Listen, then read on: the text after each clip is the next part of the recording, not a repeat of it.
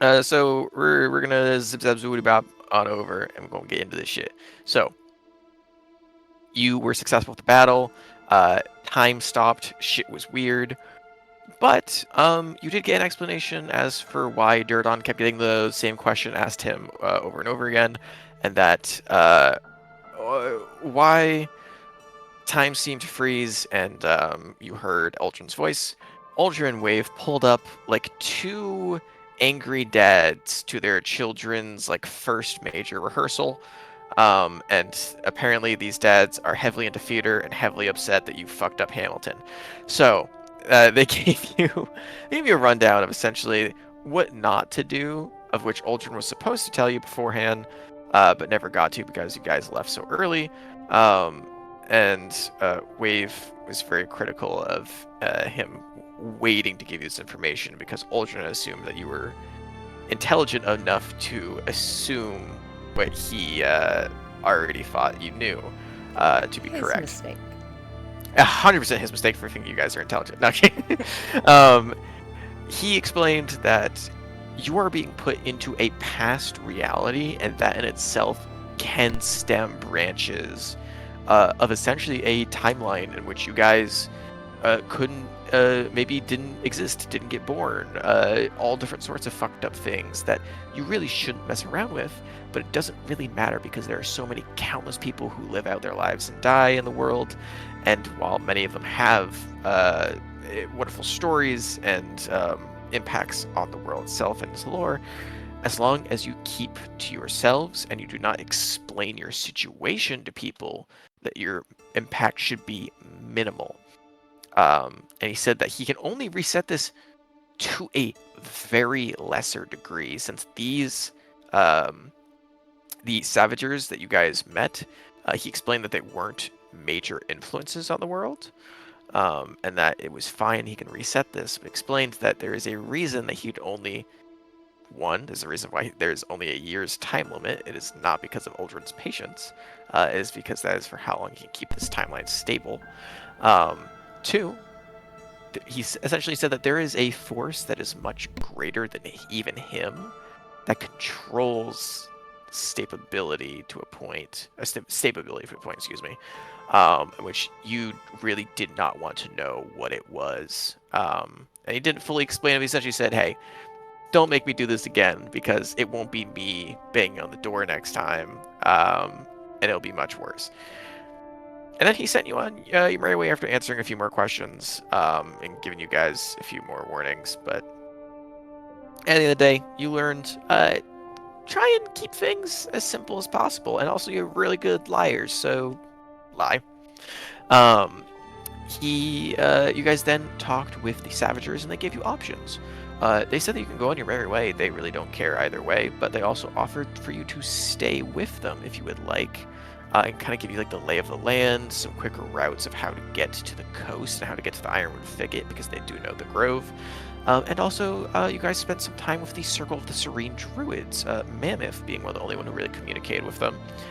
You learned that they tattoo their tongues at some point in their life with a ritual that takes away their ability to speak, but allows them to commune with nature so they can speak with plants and animals on a level of which humans cannot comprehend.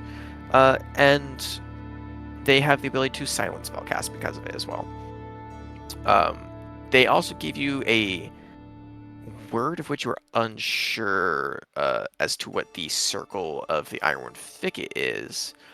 Um, but you at least know that like you have the word and you can write it down, but you yourself cannot read it for whatever reason. It could be in a language that you don't know. It could just be a different time period, being unable to be transferred to your own dialect. Who knows? But you have the name. You just don't understand it. And you had a cute little conversation. They said that you are welcome anytime that you would like to visit them, and they marked it on the map of where the actual Circle of Serene hidden entrance is. And it is marked by Druidic, of which you can read, so you can always visit. You guys went with the Savagers. You followed them back to their hideout into the southern woods, and southern woods of the prairie, excuse me. And you guys spent some downtime while you were waiting to meet with the Elder. We had a cute little scene with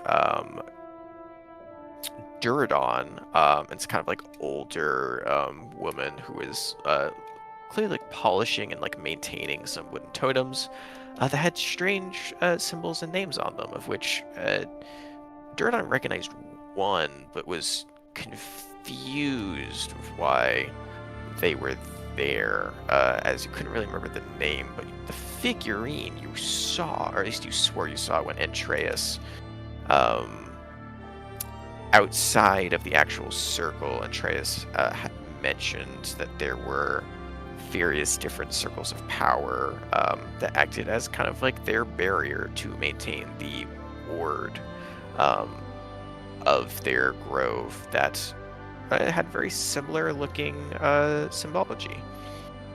You also saw there was one of the moon, there was one of the beast, and there was all different sorts of various different cool little figurines. But after a conversation, she up and disappeared, and you never really got any further context behind that. But you did know is that on a very high perception check, that one of the missing totems that disappeared with her was one of the moon.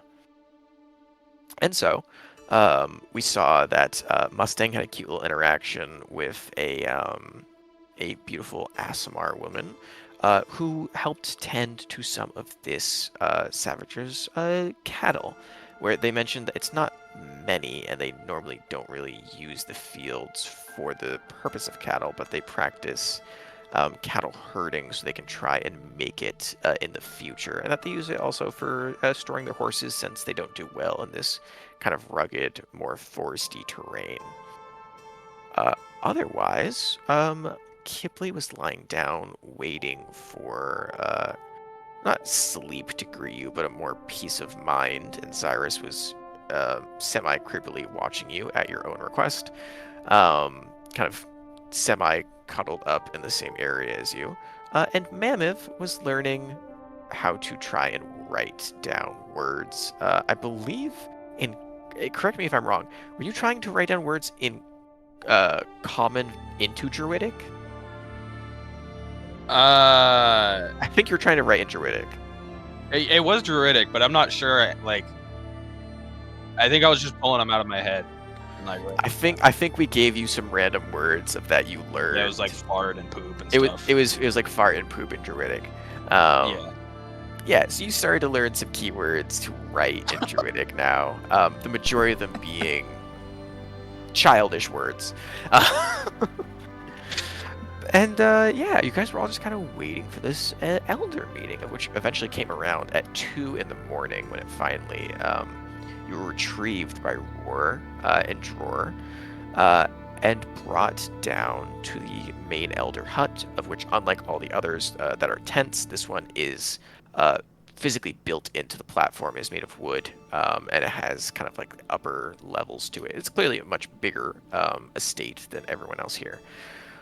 You went inside. It was very clear that whatever was in here, one, something recently dead was in here. Two, there was a kind of like a large kind of formation of pelt hides placed up against the wall. And three, when you guys went to go check on the door, it was locked. Or at least it felt like something extraordinarily heavy was placed against the opposite side of it, keeping you guys inside the room. And it became very evident as to what that might be, where you met a strange bestial figure, that you never really got their name from them, but they very creepily knew some of your names. Not your actual names, but the names of those who stand behind a few of you, as it began to converse directly with Kipley, and more specifically the Bone Mother. And strangely enough, we saw during a little bit of a scuffle, one, Mammoth straight up got bit in half. Rip gang, child will be missed. And well, Mustang Duradon, everyone was going to defend him. Mustang got thrown up against the wall. Cyrus dragged him to the wall as she was immediately not down to clown, and went into Gloomstalker's casual way of drifting into the background of things, being invisible.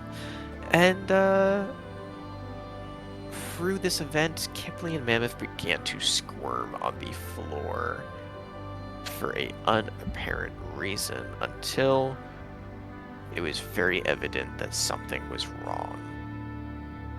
The Bone Mother spoke as if they knew the creature and the creature it, and it clearly was not a fan of whoever was its relationship to whoever the Bone Mother really is. And we saw in this brief moment, Mammoth got pulled away for a private scene. And all of you, I will actually begin tonight's session with describing what you saw afterwards. I briefly did the end of last session, but I'll give you a reminder because it's been some time. Is that as Mustang and Duradon were actively trying to get closer to Mammoth, this room is completely pitch dark. The creature, savage in nature, tearing through you guys and standing at a immense height and strength to the point where Duradon, in his own savage right, clearly felt this was not a fight that he was going to win, nor one that you could even break out of, as you only managed to grapple its head, never mind its actual body when you're trying to pull itself away from Mammoth. As everyone was kind of flung back for a moment and trying to assist the dead body of Mammoth and attempt to resurrect him, there was a moment where the light that was already pitch black began to glimmer. The void of darkness, however, did not brighten around it, creating a strange sort of space that you all are actually very familiar with. Because you've seen this spell feature be used multiple times by Mammoth whenever he creates his Dome of Stars. It looks like it's shedding light, but its inky darkness conceals all that is within, and all you saw was a brief spark, and then this dome being thrown up around him, and a voice calling out from inside, scolding the creature and calling it by a name. You did actually hear it. It was not introduced, but you know that it was addressed as Malar. The voice spoke and addressed it, saying that it was disappointed that it had fallen this far since the divergence, and how they would be disappointed in themselves if they had saw what they had become. There was a swift thwacking noise of a rather large stick hitting skull, and the voice said that when it awoke, that it better hope that its guests were more merciful than itself. And just as quickly as it appeared, the dome disappeared, and strangely enough, the majority of you see Mammoth's body completely untouched. Nearly, the clothes itself still show signs of damage, but the actual torso does not even have a wound from which the bite mark would have left. Now, I have a question for Kipley. And that is, of the boons that you took for being a warlock, were any of them the ability of Devil Sight? No. So you cannot see for magical darkness. This is a good time to mention that I have Devil Sight as of level 8. Doesn't affect you as much, bud. Okay, just making sure. You were far too dead to see it. But this is more pertaining to those who are watching a event happen in the room. But also, fucking sick, dude. Oh yeah. My brother just picked up Devil Sight. Love it. Cool. And Duradon, you have no way of seeing for magical darkness. Duradon has blind sight out to 30 feet. 30 feet? Yes.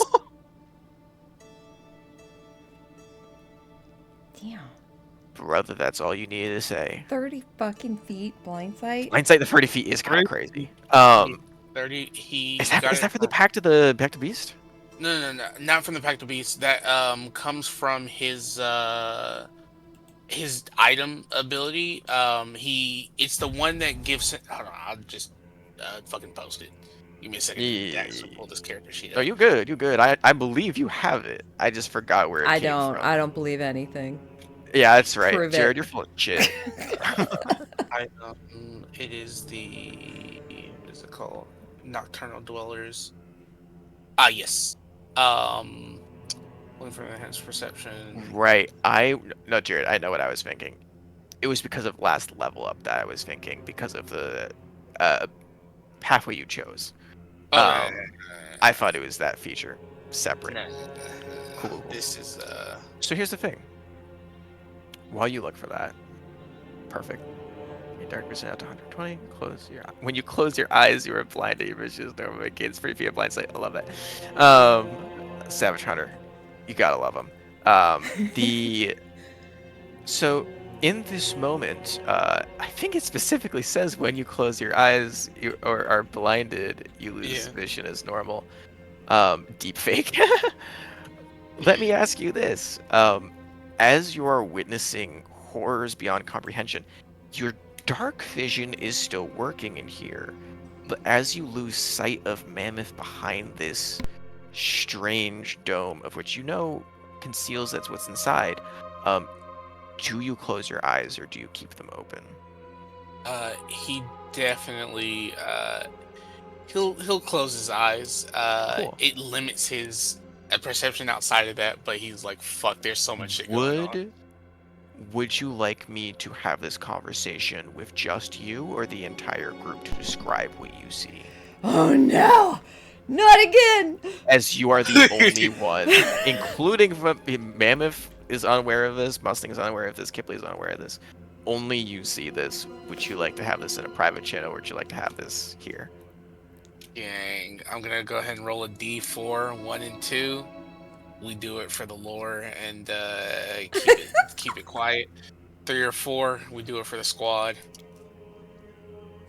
Run it. We do it for the squad. Do it for the squad. Cool. Do it here. What Duradon sees is something that he, for once, cannot comprehend. Because you have seen, actually, and you are actually one of the people here who have seen healing magic the most. Which is funny, because for someone that is a barbarian, you would think that magic is something that you would not have an excess of. But as a child born into a warp-torn island, you saw healers constantly throughout your life. Your very own mother herself being a cleric and having the powers and the abilities to suture wounds completely shut with nothing but words and spell energy. You didn't understand how the process worked. You never knew the actual intrinsic traits of what makes healing magic. All you knew is that spellcasters have a very strange way of bending the anima and the weave into whatever use of consumption and or equivalent exchange into sewing back together life. You also know if they're dead, there's a greater toll that has to be paid to bring them back. You watch as past the dome, a figure that is stooping down and barely fitting inside of the dome while on their knees, hurled over the child. Because it's blind sight, you cannot make out much of their physical appearance. You cannot tell any shades of what they are. You cannot tell what they are wearing. You can only see someone is above him. And you watch as they are placing their hand on Mammoth's face. Not even on the chest, not on the wound itself, on his face. And you cannot hear anything they're saying, but you can see their mouth is moving. And you watch disgustingly and disturbingly as Mammoth's body is physically what looks like to be, because again, blind sight, you're not actually seeing what is happening. You are perceiving it through a sense that is non-existent to humans. So describing such an event is difficult, to say the least. You watch as his body seemingly melts. Oh, It doesn't turn liquid, but you watch as its substance seems to almost deform.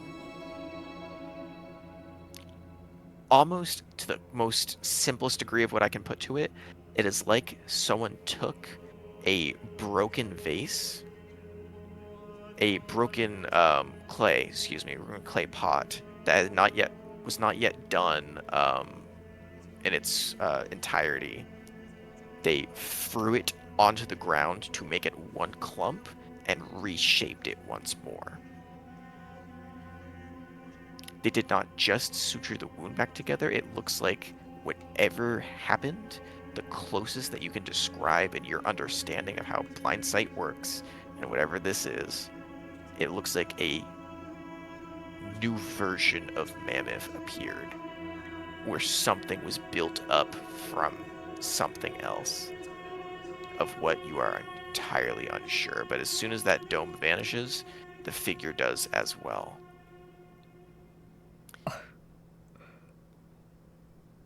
And the last thing that you all hear is that we pick up the session is Ryan. If you remember the number that you left off at the end of last session. The number? 72. There's always a chance of remembering and not remembering, I believe. Let me go ahead and 36. remind you in the private channel.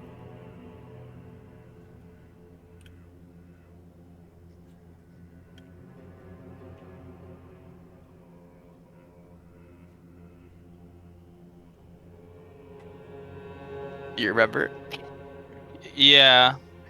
Mhm.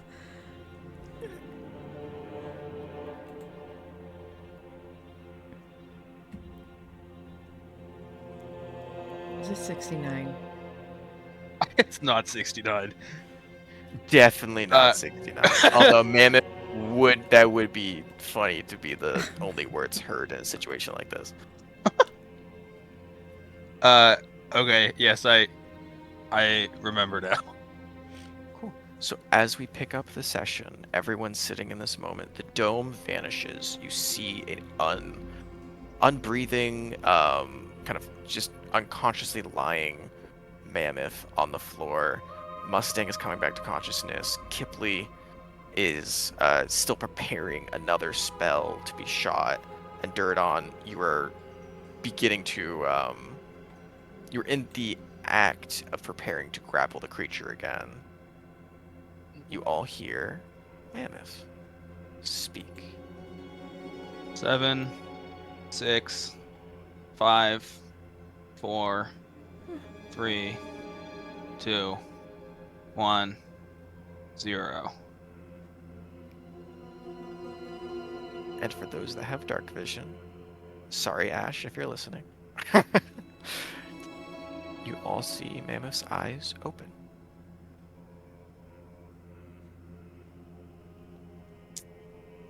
The atmosphere is tense. The creature is unmoving. You are all left alone in the pitch darkness of this room. What would you like to do? You're not technically in initiative yet. So we see the creature, they're not moving. From what you can currently see with your dark vision, because it is limited, it is unmoving, and you heard, to the best of your understanding, a large whack. Okay. You can only assume and try and believe you understood what happened, but currently it does not look like the creature is conscious. I think Kipley, but hearing Mammoth's countdown, as it gets like halfway through, I think that's probably when she realizes it's actually Mammoth's voice, and it kind of kicks her out of whatever violent stupor she was in, and she just kind of snuffs out the Eldritch Blast. And Townsend looks over towards Mammoth in the dark, and she's just like, Mammoth? Hello. How are you talking? Are you, and she's like starts scrambling over towards him. I couldn't really tell you. Are you whole? Or are you still like in two pieces? Yeah. Great.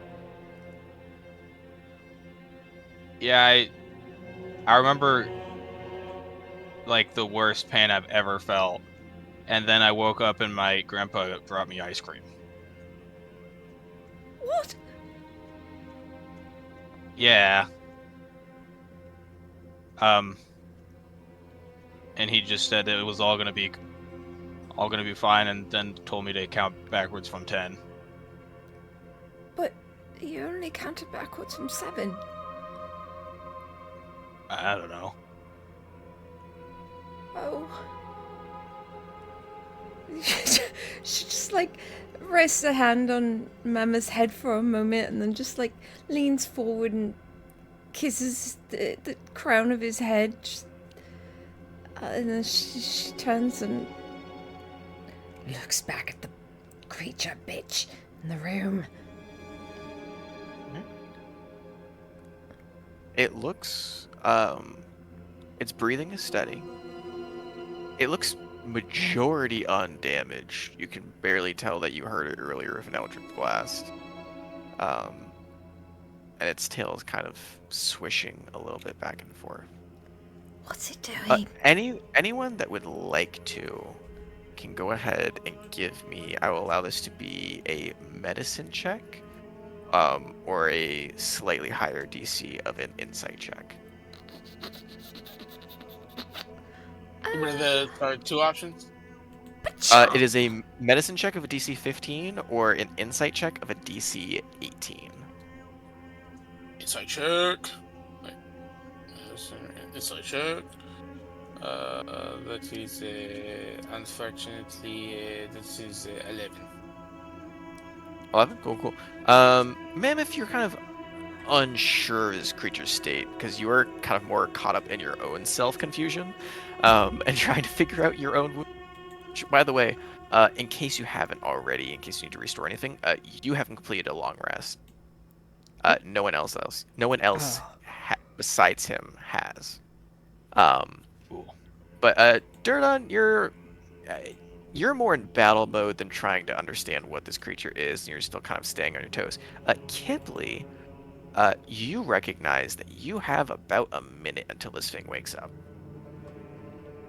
As you very quickly surmise that that little thwack earlier was not actually physically hurting this thing, that was in fact a spell, and its duration is rather limited. I don't think we have very long. I think we should try and either kill this thing quite quickly or we should go. You see, in the corner, Zyrus kind of rapidly casting Cure Wounds on Mustang. Just goes, I, for one, suggest, and she kind of looks at Durdon, do you have any really sturdy rope? Or just manacles? Well, who carries flimsy rope?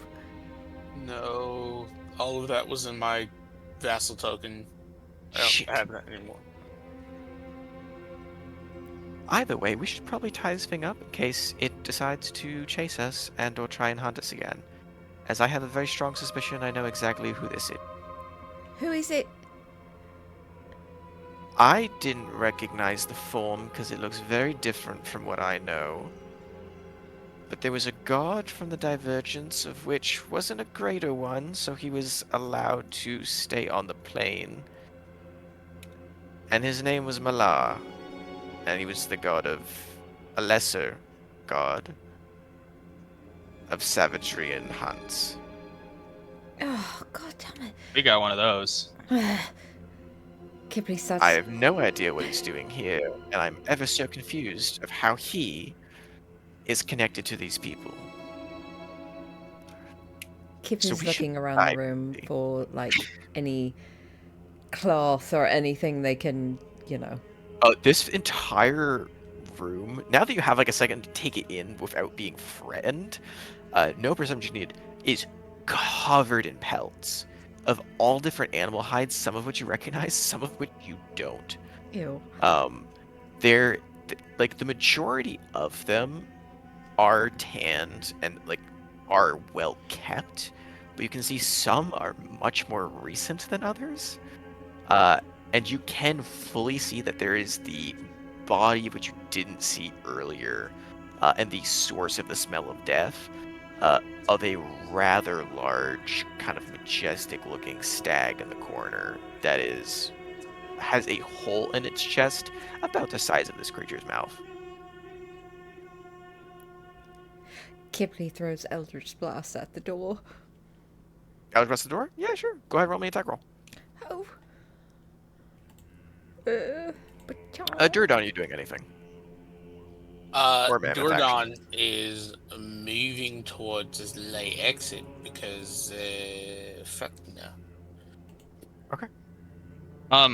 Would I be able to like use plant growth and like tie it up with shit? Oh, never mind. I forgot. There has to be plants. Well, So never mind. no, you are sitting on a tree right now. Oh, word. As a word, as a reminder, the current kind of like, I won't call it a village, but it's close as I can get to it. The current settlement that you are sitting on right now is physically built in a underground, kind of like an underground little hollow that is itself is built on a tree that is thriving underground. Is a massive tree, so plant growth, like targeting a portion of it, is 100% doable. As you are unsure if this is like a floorboard or the tree itself, because it is a little bit more smooth in here than it is outside. So yeah, what I will say is go ahead and give me a straight spell casting check. So just roll, if you have your, I think it's spell plus proficiency bonus. So if you have like a attack you want to use as a spell attack roll, that can do. I believe it's +8 for you. That's not what I wanted. DC 16. Ignore that. Well, would you believe it? Completely separate. 23. Cool. What is the effects of plant growth? Do you want to post that spell for me? Yeah.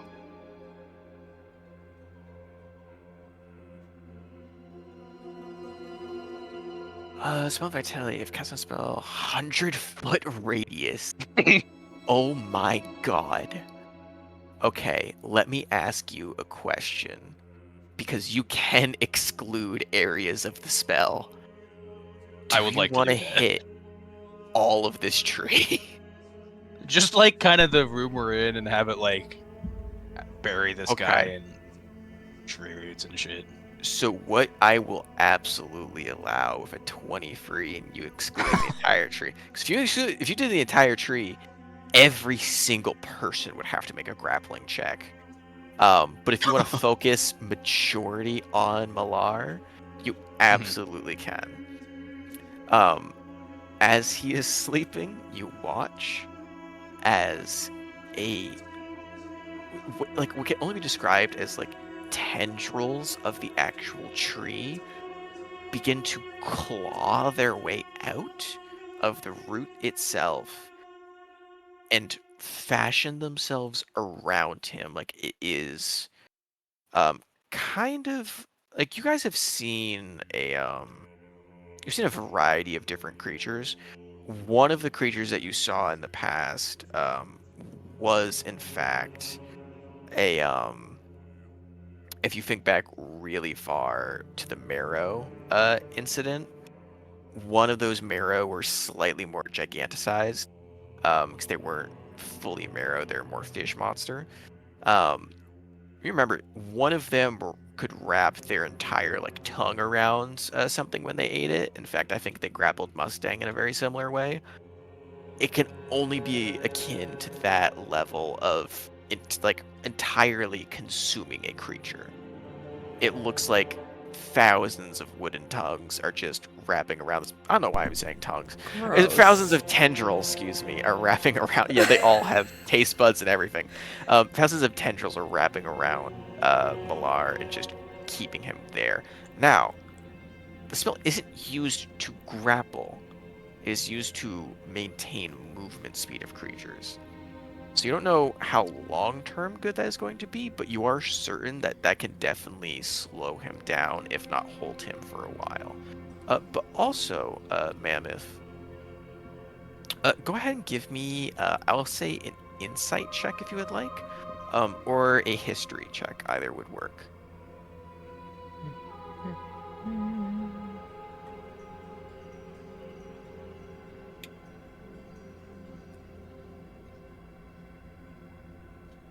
15? Cool. When you were about to wake, you very much remember that while you were having conversation, at no point was a excuse me, there's no point a notion of you being in danger when you woke up brought up. When he said count to 10 and you will wake up, he said you would be safe by then. You were unsure if it means fully that with that 15, if that means that like the minute you'll be safe or you'll be like safe in this creature's presence. But opposed to everyone else here, so who is freaking the fuck out, you feel a little bit more calm and at ease.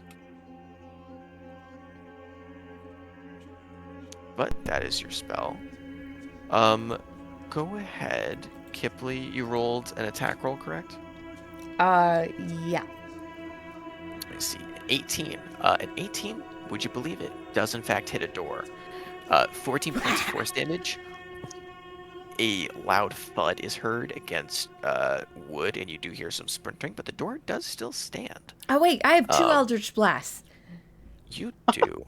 Go ahead and give me another roll. Whatcha-pa?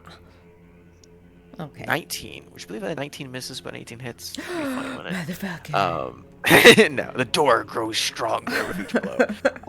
Before it was 7, it does still stand. But you do see there is a hole isn't punched through, but you do see it's beginning to fracture. This is, by the way, like this isn't like a thin wooden door we're talking about here. This door is made from logs that you presume are from this tree itself. And you don't know if this is part technically of like the ironwood or not, but you know, at least from what you can guess, this seems to be an extremely resilient material. But that's too much for us right now. Durdon, would you want to try? He'll probably try to aid kind of in the efforts of Kipley to like opening the door. Do you want to try attacking it, pushing, pulling? He's gonna check in and see if it's a push or pull door first, and then wise decision. Yeah. You look, and there's 2 handles. One that says push, one that says pull. The ultimate trap. You go to try. It is a pull door. There's a push door from the side, but you would normally pull it to open it up. That I will give you, because you remember you literally just walked in. They pulled the door open for you.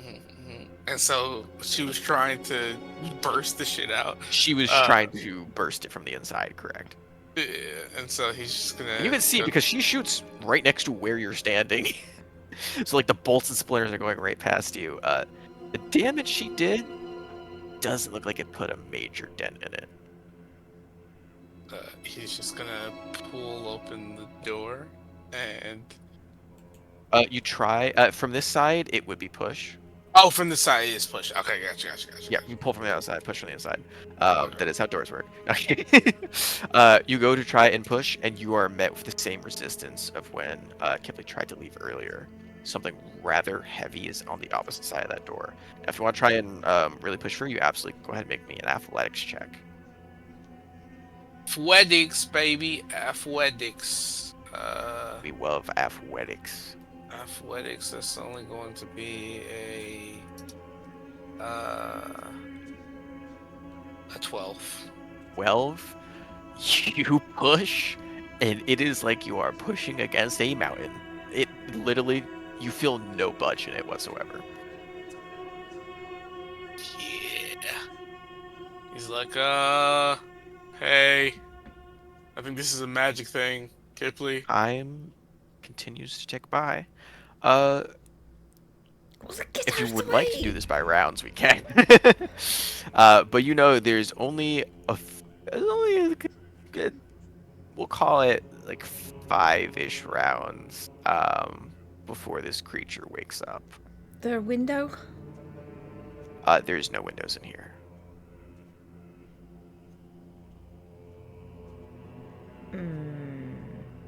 Okay. Eldritch Blast. I'll try again. Go for it. Oh, that one may not be good. 15. Whoa. So 15, unfortunately, doesn't actually meet the resistance quality of this door. So you hit it. Excuse me, it doesn't reach the damage threshold of this door. So you hit it, but the damage that you get is, like, you can see it is being resisted. The first one you made it pass, so it went through fully with a 14. You see every time that you're hitting it, and it isn't like your full energy coming out, it's doing even less and less. But you do have another beam. I rolled a 9. Oh, the second one was a natural one. Got you. So the 15, I thought that was damage for the first Oh, one. Yeah, go ahead and roll sorry. damage for the 15. Go ahead and roll damage for the 15. 7 force. 7. Cool. Me re-explaining Same what I thing. already explained. Yeah. Same. Damage threshold of 10. Anything beneath that is resisted. Natural 1. Definitely. Go ahead and roll me a second attack roll.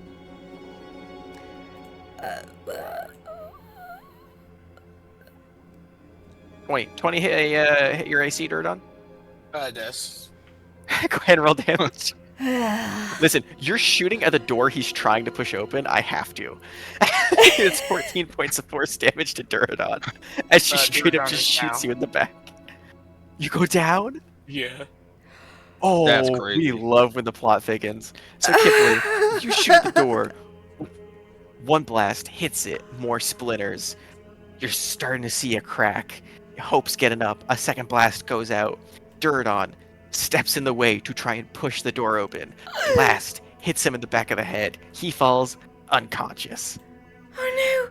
Oh no! No! No! No! No! No! No! No! Jeez. Mammoth, what would you like to do?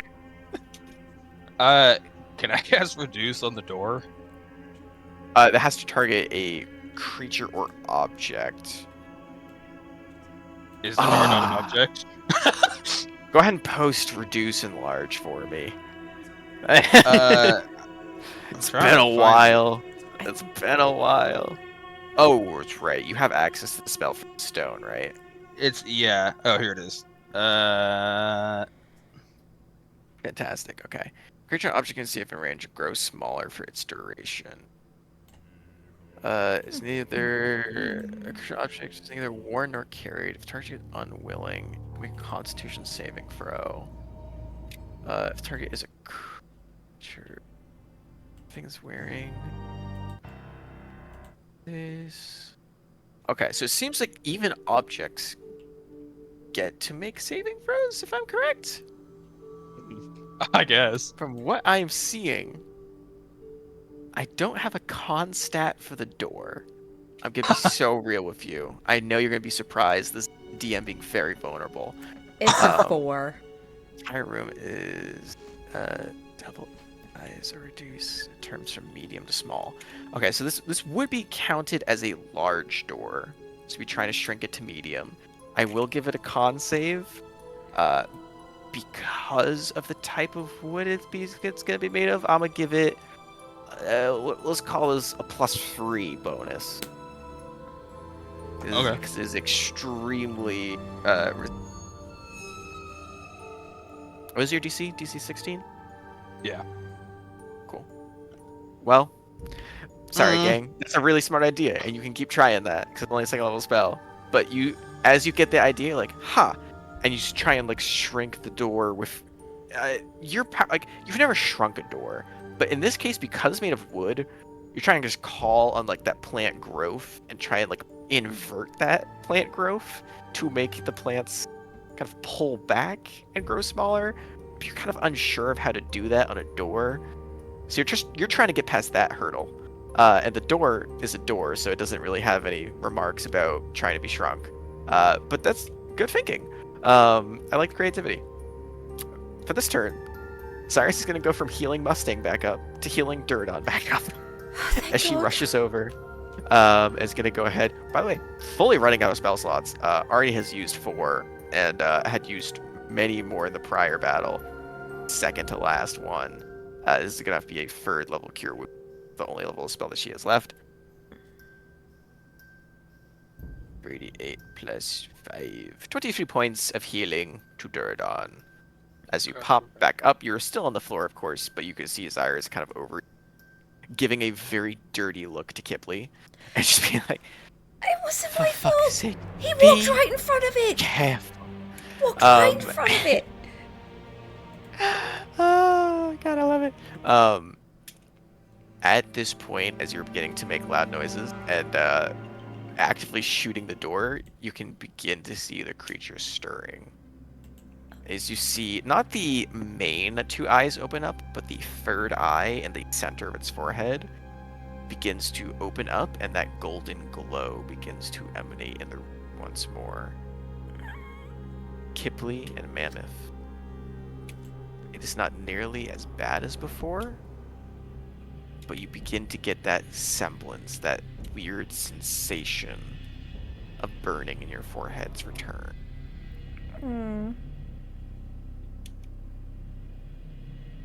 But another round goes by.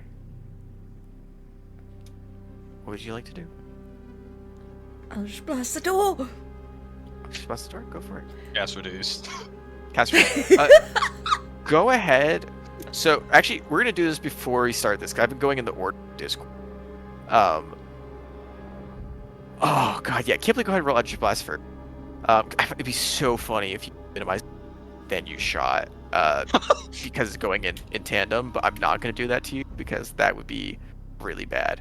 So go ahead and shoot. It's 27 that hits. 10 points of damage. Cool. Meets the threshold. Fully goes through.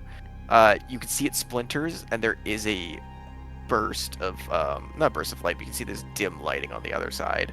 13 is not gonna hit the door. Great. It hits, but the blast doesn't actually go through. Cool. Mammoth trying to shrink the door. That is going to be another con save from the door. I really want this to fail because this is gonna be very funny describing how a door looks like when it shrinks. Oh, come on! Fuck me. 22. The door is resilient. This door, again, if you ever want to just stop D&D players, put a door somewhere. That's how you kill people. You don't need monsters. Just doors. Duradon. Would you like another athletics check, or are you going to try and assist breaking down the door? Or got another plan in store for us? Duradon's going to get up and try once more to fuck around with that door. And you stayed prone so you wouldn't get hit by the Eldritch Blast? Yeah, he stayed prone for the Eldritch Blast, and then he checks to make sure that they're we're coming. Yeah, and he's gonna try for athletics once more. Go for it.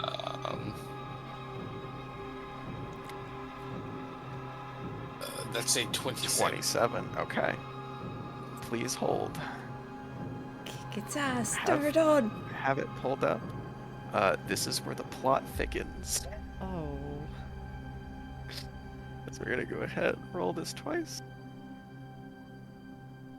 God damn it! If I You beat the- die you again in this, You beat the first motherfucker- one. You beat the second one. You beat the third one. So, here's what happened. So the door, stalwart, standing. Eldritch Blast doesn't move it. Shrinking it. Again, you're really trying to think how that door would even look shrunk. Would the entire wall shrink? Would it just be the door? Is the door an object, or is the door part of a building? Can you shrink a building? You're not sure. Duradon, you were trying to pull the push door, didn't work. You have the barbarian instinct of... Again, you had the bestial instinct, of last time, of feeling like you were entering a den of a very dangerous creature. You got your instincts proved correct, and you're trying to get the fuck out. You fully, look at Kipley and look at Manfred, shoot them a look of please don't try anything else, and then bear your entire weight against the door, and you feel the resistance from the door isn't static. It is being pushed against. And that is why it was very difficult when Kipley tried to open it earlier, is because the strength score of those you're trying to push against was over double. And if you combine them, over quadruple what your current strength score is. So it just wasn't physically possible. But with 27 beating out 3 chances to get it with advantage, you fully put your shoulder against the door, dig into the rooted ground, and muscle it down to the point where the door, because of the damage that Kipley has been dealing every round, straight up breaks off of its hinge. And you watch as it creaks. And it's part of, this is a massive fucking door. Its part is actually built into the wall. You just hear a little bit of, not snapping, but bending as wood screams from the pressure. And it flings open. And you see on the other side and Drain all sitting there. It's stunned that you just muscled that open. And you see Roar just kind of puts his hands up. They all do, but Roar kind of taking a step forward goes, wait. And he Eldritch turns and looks Blast. inside. You got Eldritch Blast? No, you go for it. Go for it. I'm No, sorry. no, listen. He starts speaking. If you want to shoot, you can shoot. I don't like that they locked us in here, so yeah. Yeah, go ahead. Roll me an attack roll. 21 definitely hits. And a 23 definitely hits. We had to roll damage for both. And you don't have any features that push or pull with this, right? You're just using the sheer damage. I know you have correct. agonizing blast, but Yeah. Okay, cool. So this is 26 points of damage. One hits one shoulder, the other hits the other. It's not bloodied by it, but still takes off a decent portion of his health as the impacts bludgeon the shit out of him. You see Train and Tror, who are also stepping up, but are they weren't nearly as aggressive as before. Look a little bit more oh, we're making this a fight, okay. Roar goes to try and finish his sentence. Just, wait. This is a complete misunderstanding. Just give us a moment of your time. We don't have a moment of our time. Our time is connected to that thing. It's trying to eat us. Another round goes by. He's still being held down.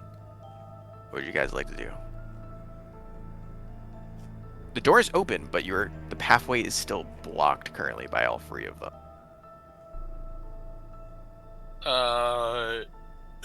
Dordan is going to be like, yeah, I'm not staying here. You can deal with it, or you can talk to us outside. I'm not going to be in here when that thing gets free. So, Yeah, that thing bit me in half. I want to leave. Yeah. Kipley preps Eldritch Blast again. She's not staying here.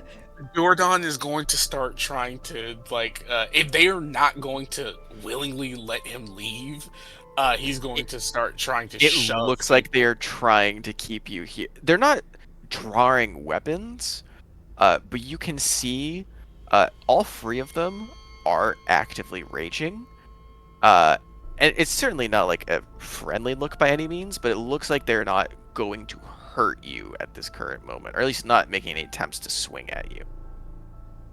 Durdon's not gonna swing at them, but he is going to try to like use his strength to muscle past them.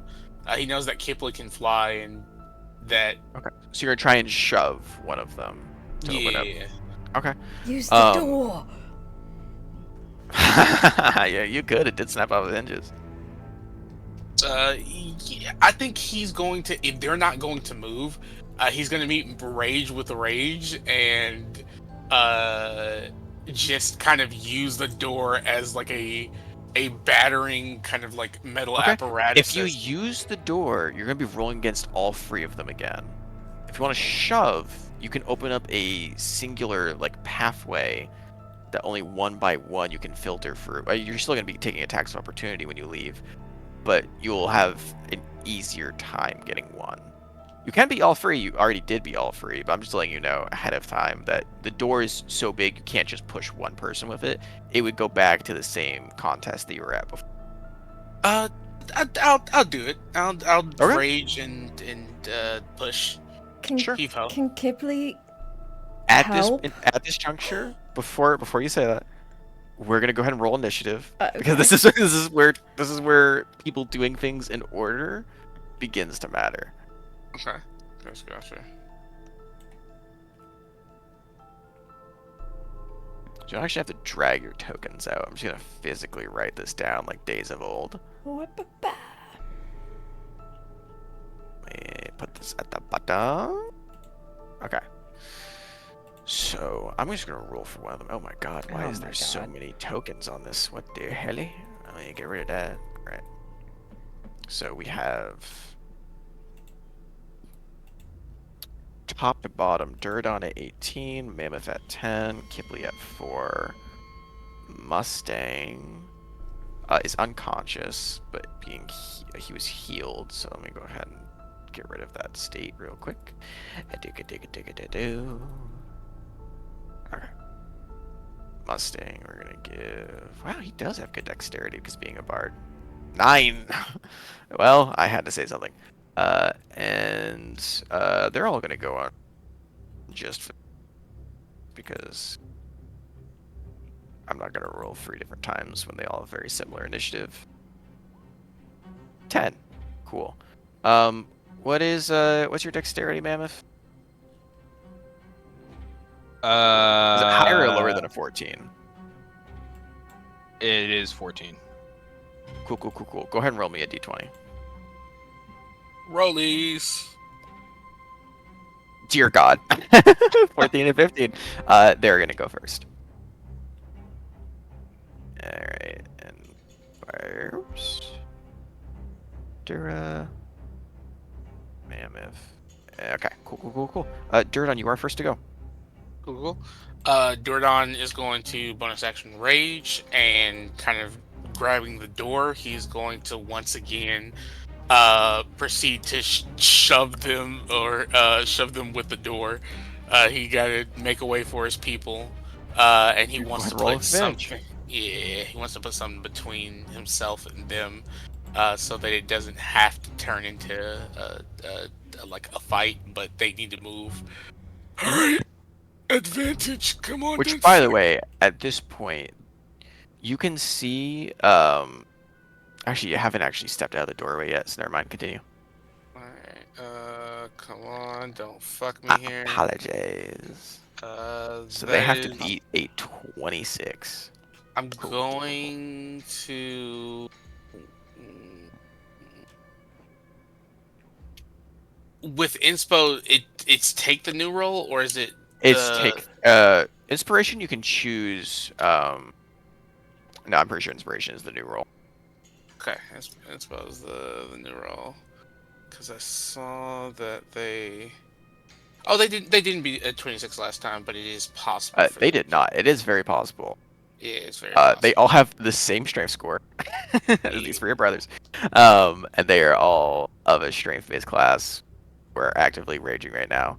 So they all have advantage. The odds are stacked against you.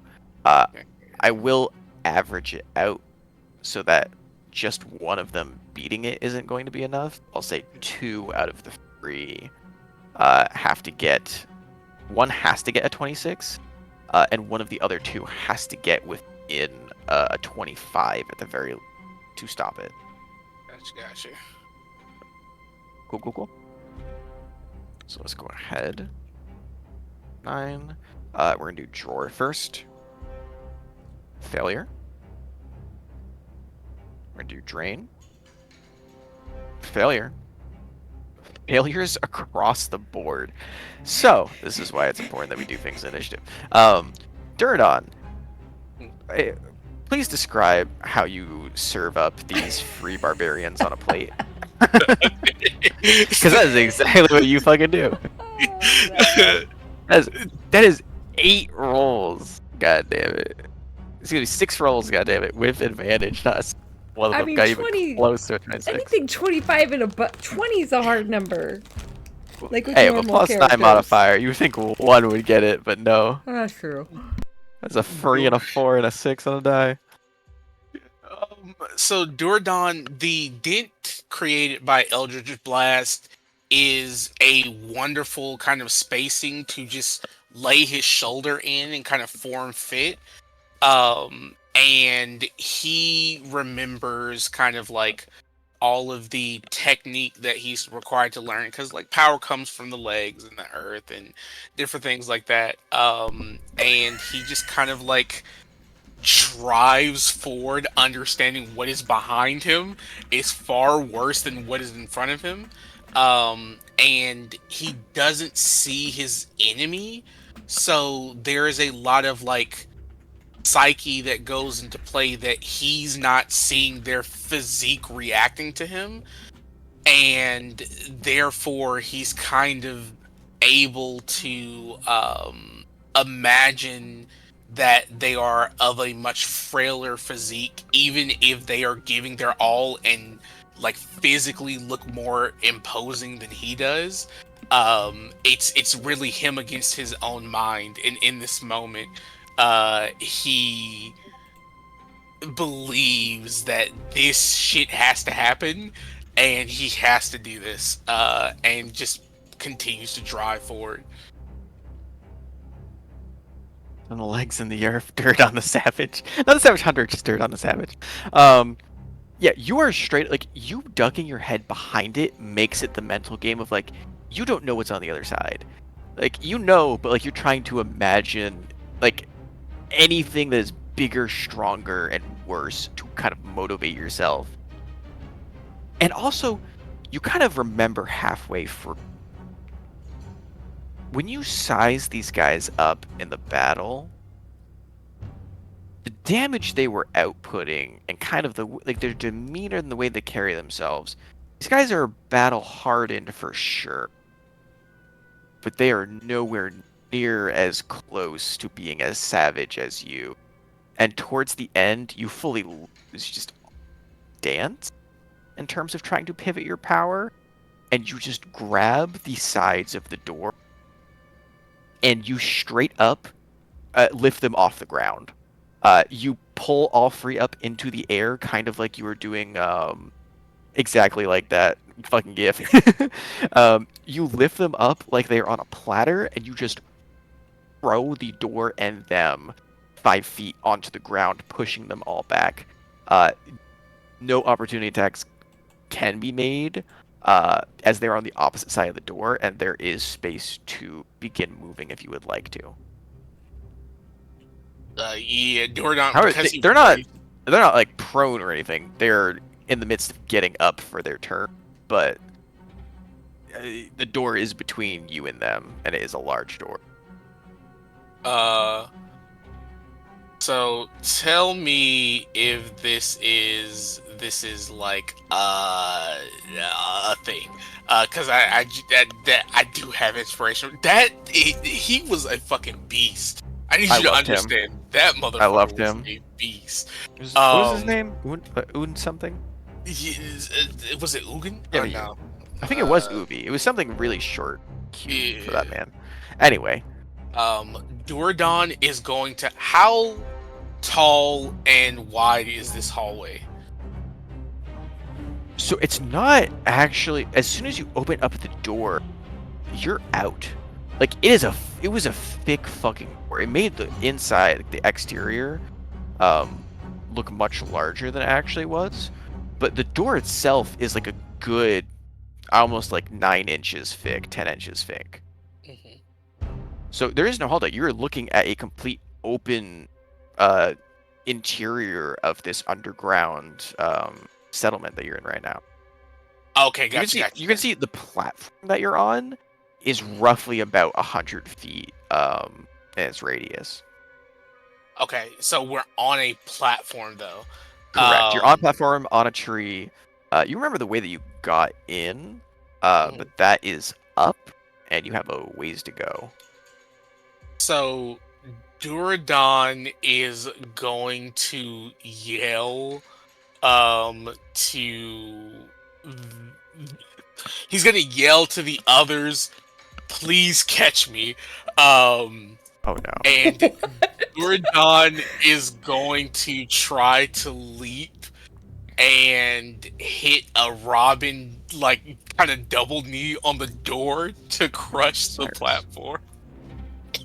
To crush Crush the platform down? Yeah, and create more space for them to get out.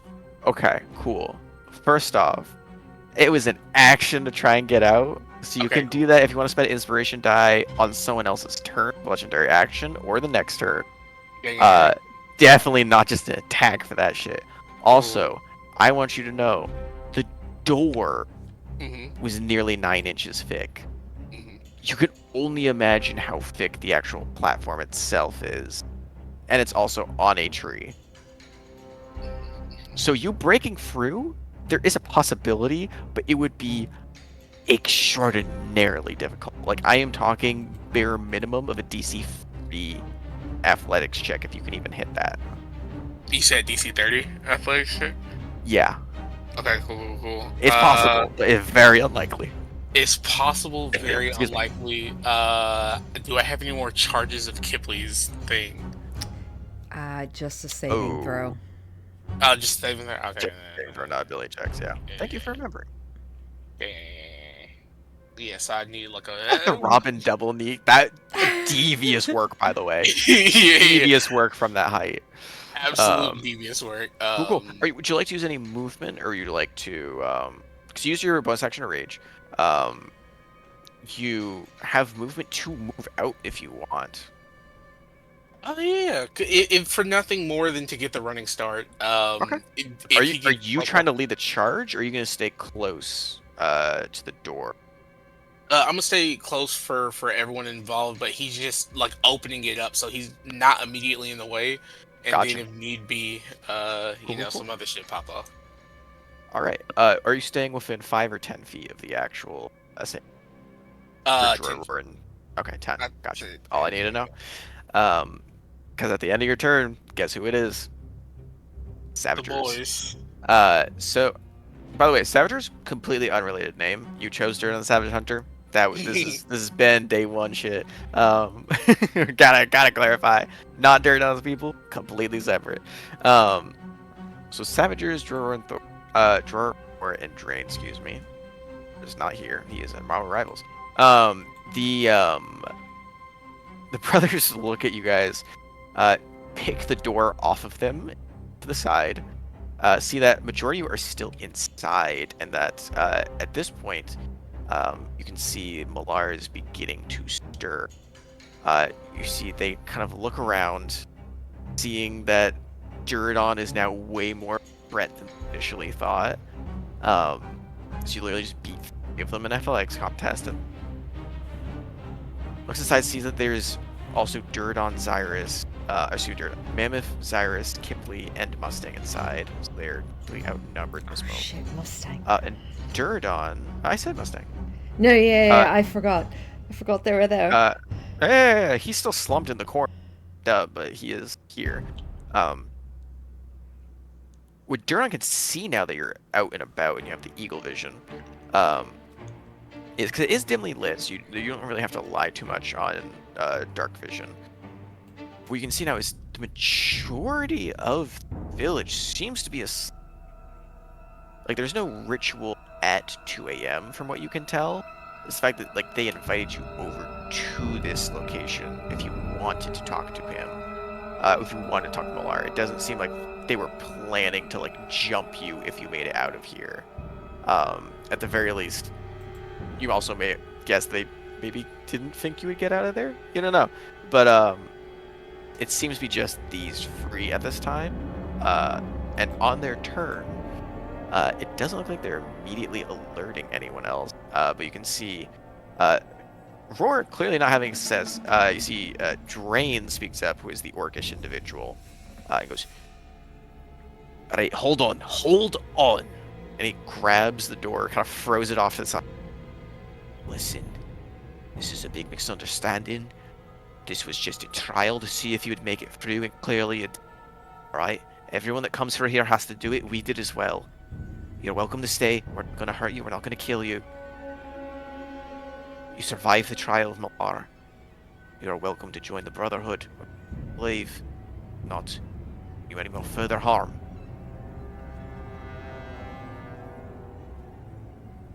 And that he's not going to take any aggressive action.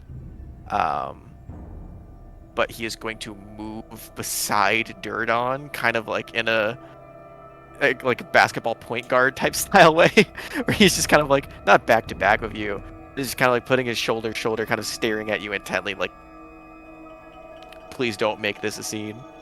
You see, Roar looks inside and sees you have Balar in a like cacophony of the actual like tree branches. And he just goes, "Oh dear God." Okay. Begins to move over.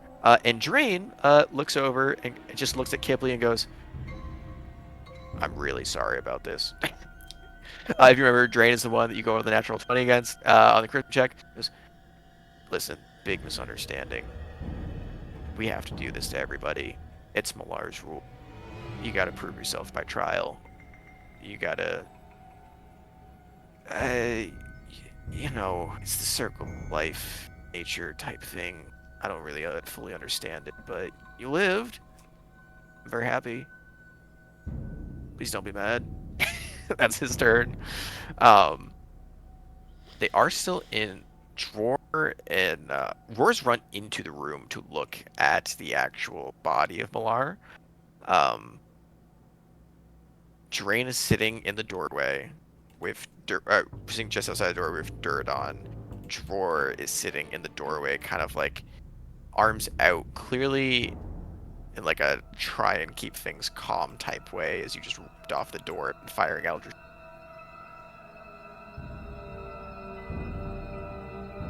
Next in initiative is going to be Mammoth. Is there anything that you would like to do? I'm gonna leave the room first off. Sure. Kind of regroup with dirt on.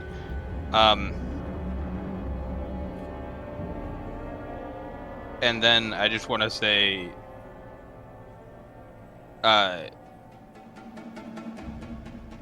you say you won't hurt us, but what about that thing? Drain will respond. As you are walking up to him, Drain is right next to you. It's been part of our tradition. Every time that we bring in a new member into our society, we offer if they would like to meet the Elder, and if they say yes, we bring them to the Elder Malar, and he decides your fate. He decides whether you are worthy enough as a hunter to join the pack, or whether you've been respected enough to leave without being prey. You're all clearly alive, some in less greater condition than others, but alive. A little heads up Please would be nice. Do not cause the scene. This is the entire point of the trial. You wouldn't enter it if you knew it was ahead. Please. I didn't even want to join the pack.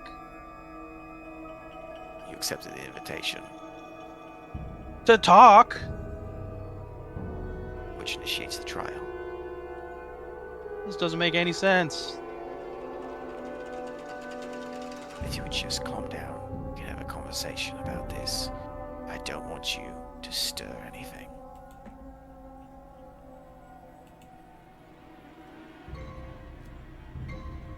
Yeah, fine. End of Mammoth's turn. Mustang is going to walk out, standing next to Mammoth. He's not going to take any action, but does ready the new Primonica. He's going to hold an action to shoot in case it's a battle. Kipley, what would you like to do? So Mustang exited the room? Mustang exited the room as well. The only Okay. ones that are in the room right now are you, and Roar's, like, beginning to try and help Malar out of his bindings. Malar's still asleep. He's not awake yet. But there's no one actively stopping you from leaving. They're just kind of herded around the doorway. And Zyrus is not in the room anymore? Cyrus rolled lower in initiative than you. So she's also still in the room. My apologies. It looks like she's beginning to make her way Okay. out as well. Yeah, Kipley just... she doesn't care if she's gonna grab Zyrus's wrist and start tugging towards the door, dragging her, and she's just going to growl at Drawer. You're gonna growl at her. Like, yeah, that's... she doesn't have anything to say. She's just like... Just guttural growl. Mm-hmm. Cool. So you're essentially trying to use your action to drag Cyrus out. Yeah. Okay. You do so. Is anyone... I'm going to ask an initiative at this point. Is anyone going to attempt anything that would lead to combat and or fighting antics? If you want to try and forcefully escape, you can absolutely still do so. No, I think we're just... yeah, Dirt no. on? Yeah, dirt on. I'm asking the guy who really wants to break the right now. That's fine. It's fine. Dordon is going to. He's all right. He'll calm down until it's time to channel his inner Robin. Okay. Rage drops. Rage drops for them as well. And you can hear the quiet chirping of crickets in the middle of the night. It is still 2 a.m. None of you have rested. You are all exhausted. And you can see at this point, like, some lights Oops. in the actual,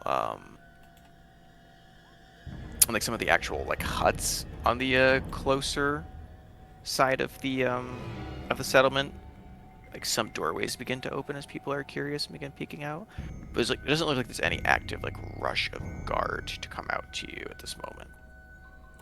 You see, like, Drain just kind of signals some people go back inside. Just kind of waves off a good majority of others. You can see just straight up, like, as they wake up, begin to pull out bows and arrows like they were sleeping with them. And kind of look around to see if there's a threat. And then just immediately kind of slink back into their homes. You see, Drain goes, "A moment of your time. Whether you would like to engage with this group or not, I would very much like for us to do this in a very calm demeanor. I understand this is not what you were expecting, and I apologize. But you have to understand, there is a number of groups out there who would see us found and killed. And there are far more who would seek to overthrow and take this place further up. This is the sacred grounds sacred hunting grounds of Malar. You have passed the trial as long as you are here. None of us, nor Malar, will hurt you. Have my word. I don't give a shit about your word. What is it you're actually sorry for? I know it can be a stressful experience, and some lives are lost to the trial. But I saw how you fought today. I saw how you mercifully did not kill the Forest Father, so I had very high hopes that you could be different than the others. You would be worthy and hopefully interested parties. You needed help getting to the Ironwood Thicket, and you needed an inn. And that's why we offered that to you. And I still offer that to you.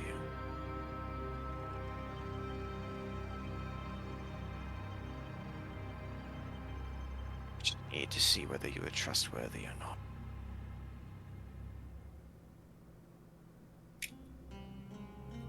And he looks towards Durdon, and you can see now, like, before they all recognize strong warriors and respectable spellcasters for your ability to survive the Battle of the Flowing Father. And not just Flowing Father, but all the like ridiculous number of goblins you slew, and the Whittled Wisps. And he kind of looks at Durdon and just goes, I figure you would probably appreciate this a little bit more than the others, but you understand, right?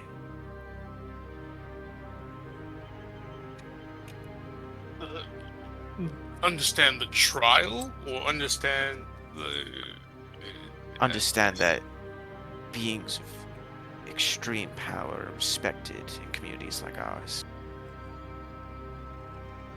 And that when one walks by seeking help, normally there's ulterior means. And it is... might is right in our lands. You've proven yourselves. We are at your service.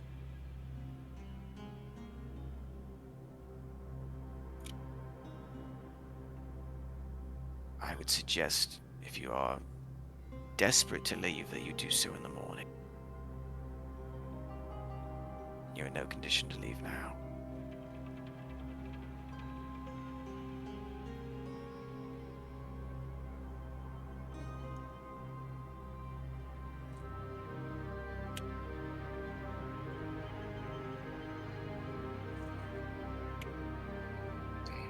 See Cyrus and Mustang kind of look around at the three of you, trying to gauge what the current vibe is. Ghibli hasn't stopped marching forward. Okay, so you're just straight up trying to leave the settlement? Yeah, she doesn't like this. Okay. Go ahead and just make me a history check real quick.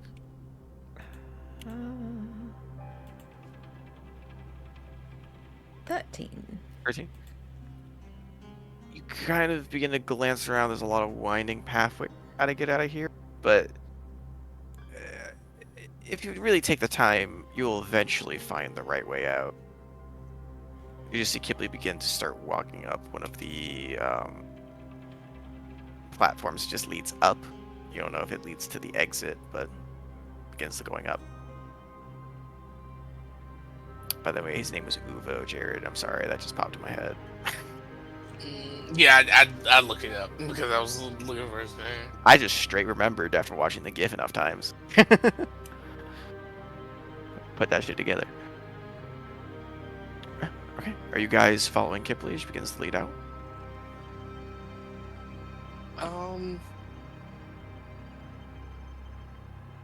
You said it's like nighttime, right? It is 2 in the morning. You guys don't have an exact measurement of time, but you can definitely tell by the internal clocks and exhaustion. It is beyond early in the morning. Durdon is going to be like, I fully understand the hesitation, but I'm tapped. Anything out there can kill me, and at least I know where the danger lies here. I think it's better that we rest up here than take our chances with the rest of the unknown.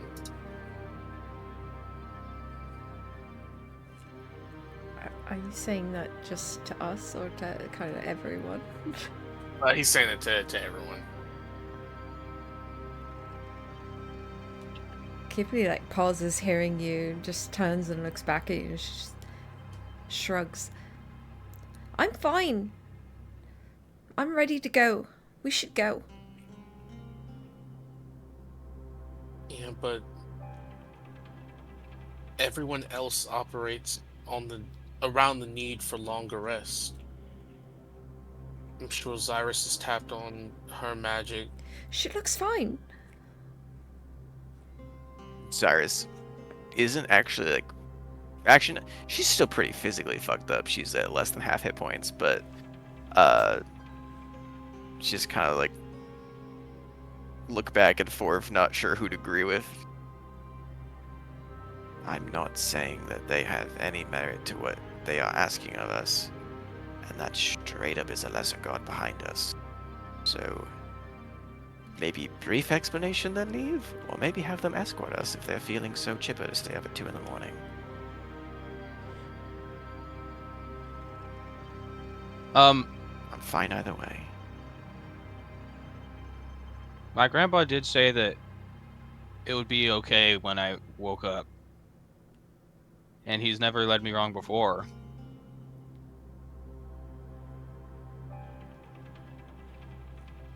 He also didn't kill that thing. So maybe that means something. It cut you in half, Mammoth. Like, tore you apart. Yeah, that wasn't ideal. But you guys all look awful, so I think we could use a rest. Kipley's head like drops. Kind of looks at her own hands for a moment, remembering the reflection she saw, and her shoulders drop and droop, and she doesn't say anything, and she just kind of slowly walks defeated back towards the group. Go ahead and just give me a constitution check, Kipley. Not a saving throw, but a check. Oh, I think for you it's a plus 13. 4. Yeah, 13. Yeah, you don't really notice anything too much. It's just that as like the need for a rest is mentioned, you just, although you're undead, you can still get levels of exhaustion. You can still feel when your body would need to rest. At least cease movement for a while, right? Although it's been for a rather arduous day and even more of recent events, just notice it doesn't feel as tired as you normally would. Definitely still need a rest, but alright. just not nearly as usual. She'll still kind of defeatedly walk over towards the rest of the group and just not say anything else. And it is about this time, now that you mention it, that you can hear in the background this, and you look and you can see Malar's fully woken up and is prying his way out of the massive, essentially bed of vines that you made him as Jane. And you watch as he stands up and the wood itself lifts with him. This guy doesn't fully restrain the creature, but does stop his movement.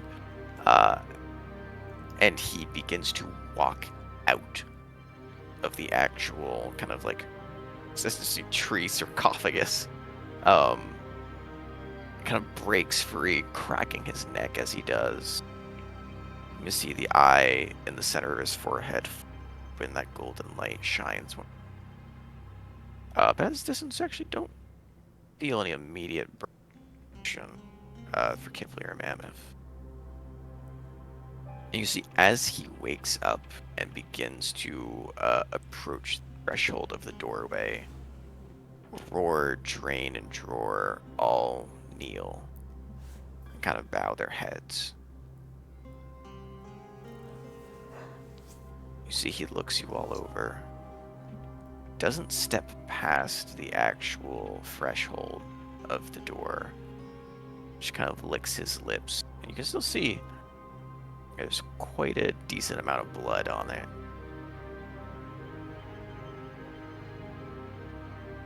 And then looks towards Mammoth.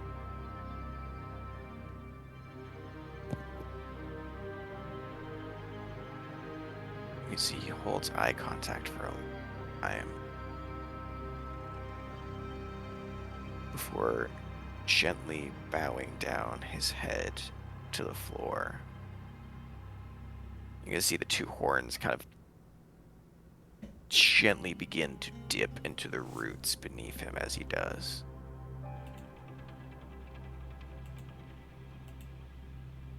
You hear the voice slightly different than before.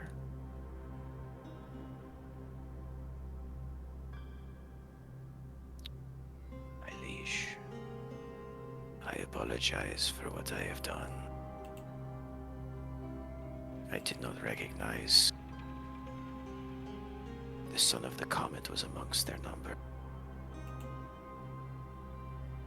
Forgive my hasty action. I am overjoyed by your return.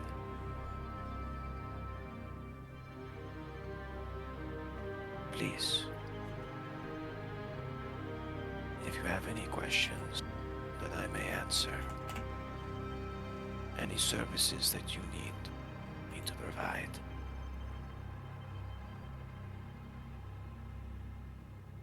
Malar of the Hunt is at your beck and call. And you can see as he says his name, the horns and features of the creature that you were just looking at, and because you did put him in that little bit of like a tendril vine-like prison covering up the majority of his physical body looks slightly different than before. He's still a massive creature and still has that weird like mix between an actual weight and a beast. But you can see the face, it looks far more ape-like than before. Before it looks more like a monstrosity and how it would build like a dire animal when bones actually reach out of the creature.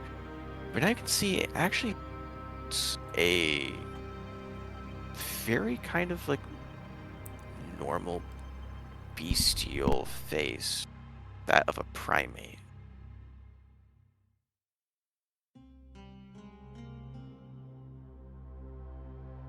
But he slightly raises his head and looks.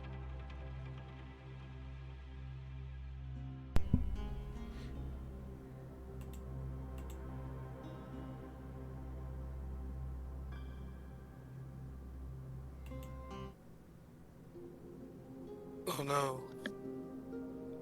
Oh, do you mean? Are you muted? Me? Right. I didn't. You cut out, I think. Oh, got you. Did Yeah, I you cut out? Yeah, Yeah. like you stopped talking. I was like, Shit, what'd I say? Nothing. What was the last thing you heard? Oh. That. Fuck. Oh, that's definitely not what I said. Because like it ended on like you were in between like solid words. Yeah. Yeah, I, it's I like don't know where describing you were Malar going. and. Oh, got you. and Okay. The. Did you like the more primate exterior? Yeah. Did you hear that part? Yeah. Okay. It's more Yeah. Cool. Yeah, you notice the actual features look more bestial than monstrosity now. You can see as his vision picks up, looking down at the and kind of like in that mid bow, he looks up toward Mammoth, seeking a response. Uh, yeah. I You have guess no it's all idea what he's good. talking about.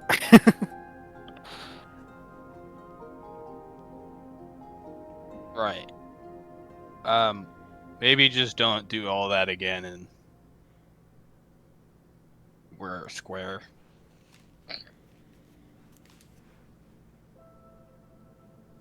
You see, he looks slightly confused, but does kind of give like a nod.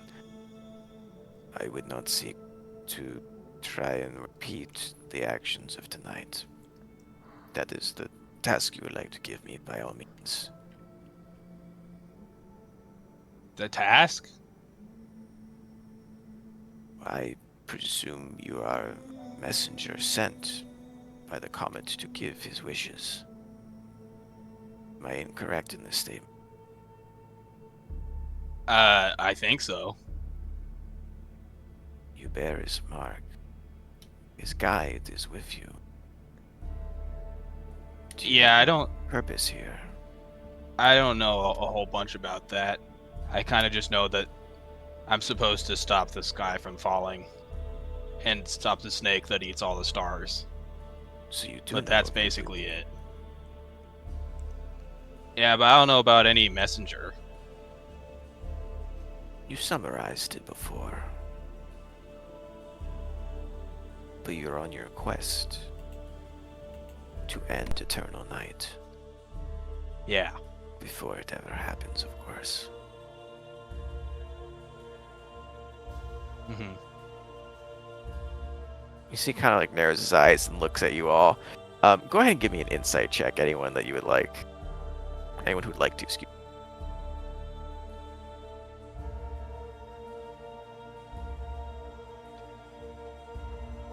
11.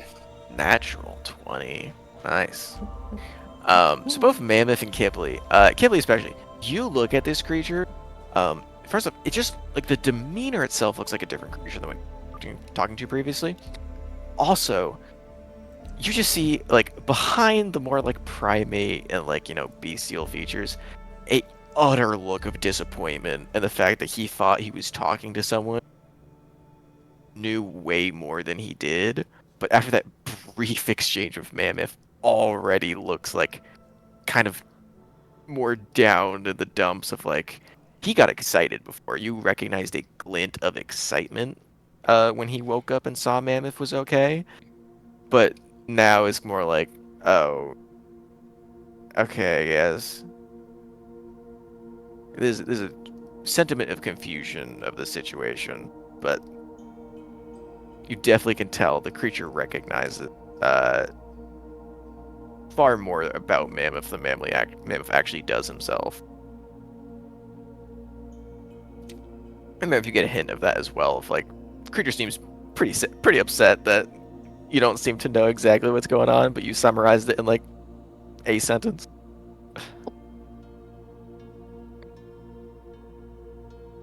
Then may I ask, why did you come here? I mean, like, the first thing I said was that we just wanted information about the Ironwood thicket. The thicket. Your journey brings you there. To learn more about druids in general. Because I don't really know anything. You seek to understand your own origins. Yeah. Strange. He looks at the other groups, his other companions in the group, excuse me. Your compatriots, they share in the same journey as you. Not really. This one also does, and he'll motion to Duradon. But he's not. It's not exactly the same, but we're all kind of. His eyes light up when he looks at Duradon. Child, you are not one of mine, but you bear my mark. A pleasure to meet you. Thank you. What does that mean? A warrior steeped in blood. A hunter. Protector. One who, while I admit, smell death on you. Bouquet of roses disappoints me to who fell. You say it disappoints him to who I fell? To who you befelled, yes. Oh. Yeah, I mean, most of that is true. I am indeed the hunter, and I've died a lot, No, but your death does not ail me. It is those that you enacted. And he looks again at Mammoth and gives you a glance. And then just kind of glances back to you again. It doesn't say anything, but there's very clear implications of knowing something past just the fact that you've killed a lot of people. oh, I've killed a lot of droids. Yeah, you put that together pretty quick. Check needed. You don't know what this deity encompasses, but you, my friend, are a hunter, and you are also a barbarian. So you can guess that. Go ahead, just make me a raw. Jesus Christ! Go ahead, make me a just straight intelligence check. My brain fried tonight. I've had way too much to do before work, and Jared tormenting me. Natural one. Natural one? Cool. Yeah. Hey gang, listen. All you know is that this thing was called a deity, and that's it. You don't know what deities encompass, you don't know how their circles work, you don't know how their domains work, excuse me. It's Jared's best guess to why you'd be disappointed in such a thing. It's like, But while you're thinking about that, he looks over to Kipley. And you carry Fey blood, but in undead veins. How did you get into such a curious situation?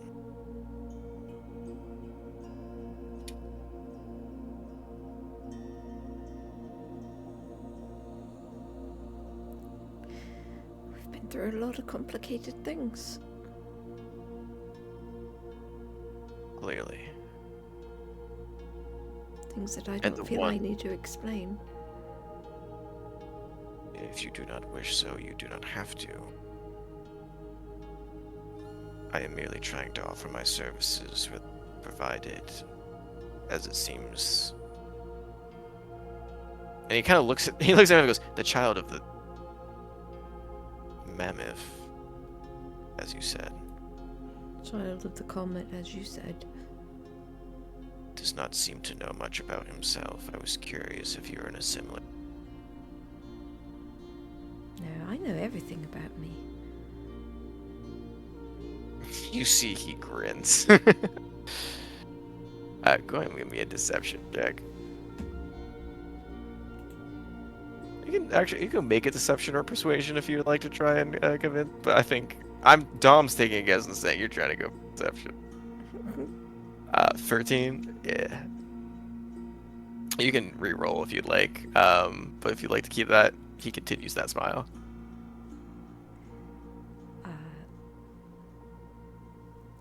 Yeah, no, I should keep it. Yeah. Interesting. So someone who's made deals with forgotten creatures from different realms, the child of the comet, a hunter who is not one of reputable record, I guess you could say. And he drifts over to Mustang, and you can see there's not recognition, but there is concern. Whatever it is of that. And then he stops at Cyrus, who he hasn't addressed until now, and he goes, "You."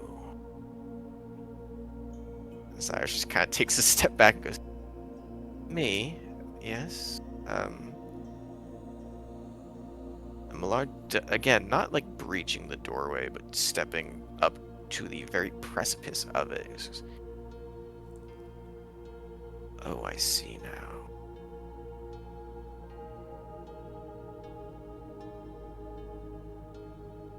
You're all here for something else besides this entirely."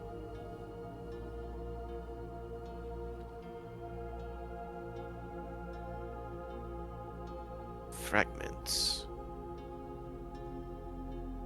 in multiple of you on a journey to the thicket.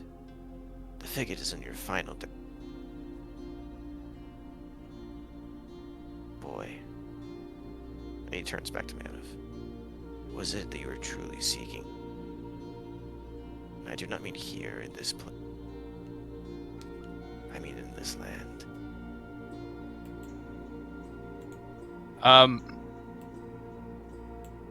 Well,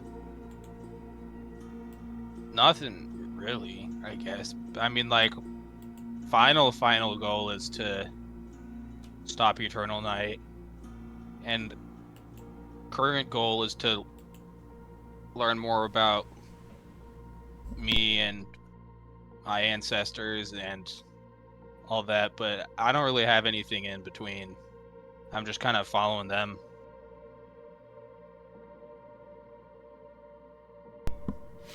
He turns and looks at the other two who are currently answering questions. The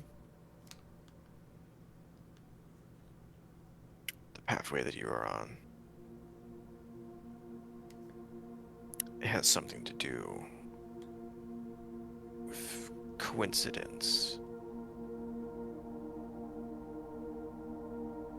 Events that are transpiring at strange times. Yes.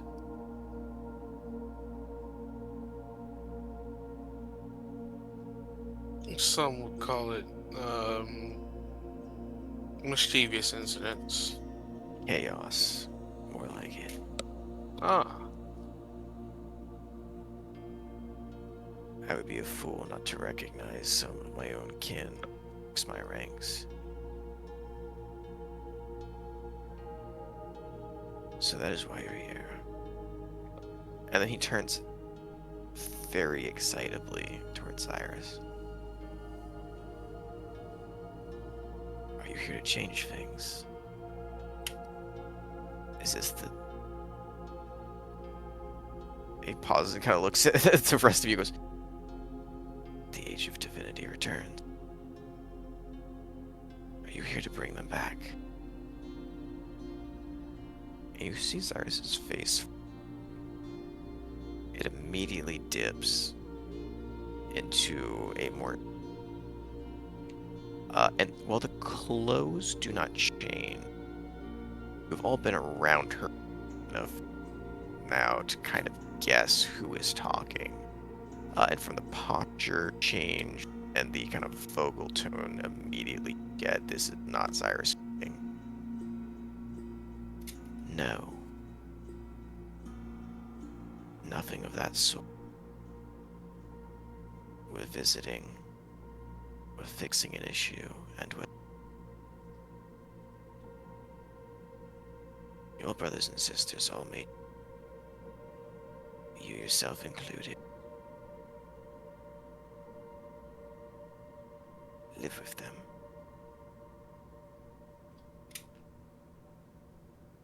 The look of disappointment kind of crosses over his face. I see.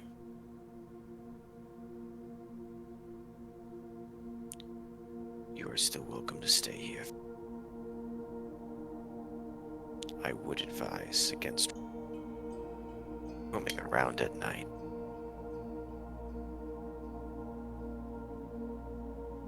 While there are not creatures as dangerous among the woods who would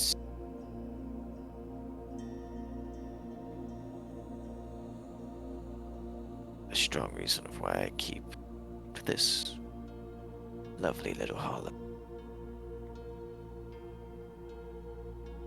Forgotten by many generations, still very useful. Deep enough to hide divination. Perfect for defending against a lovely den to call.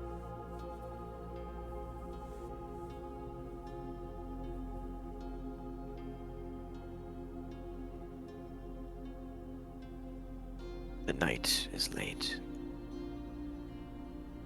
You have been through much.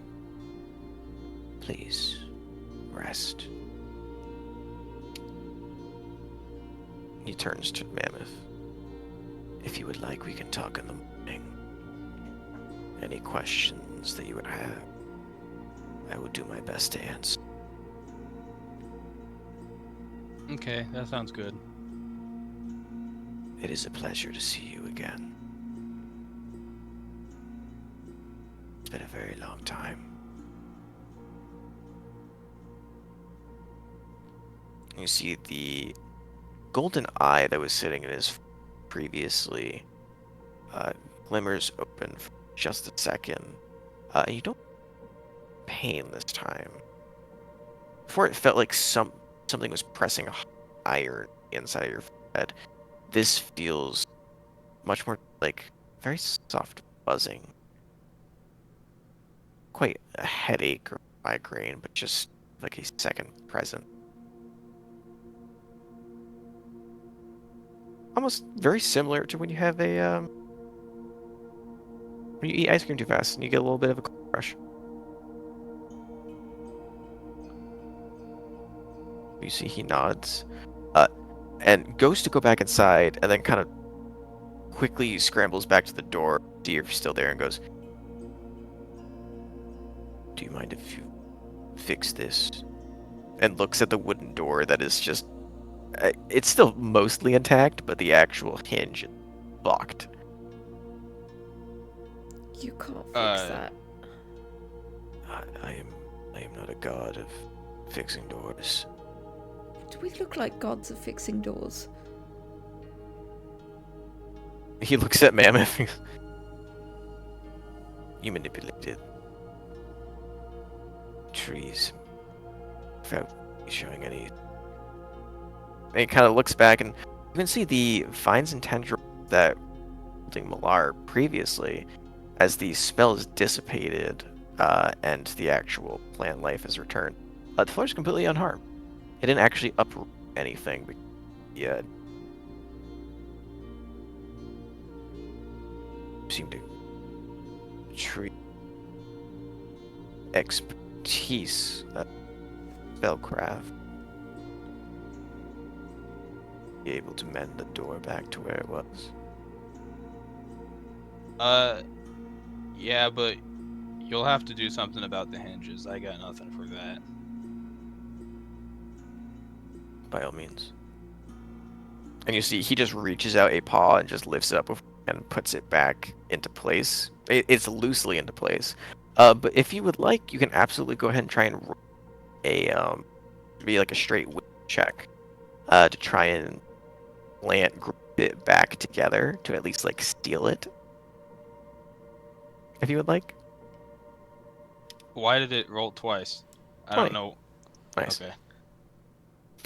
Yeah, you just begin to weave a small vines kind of forming up from the actual base of the tree.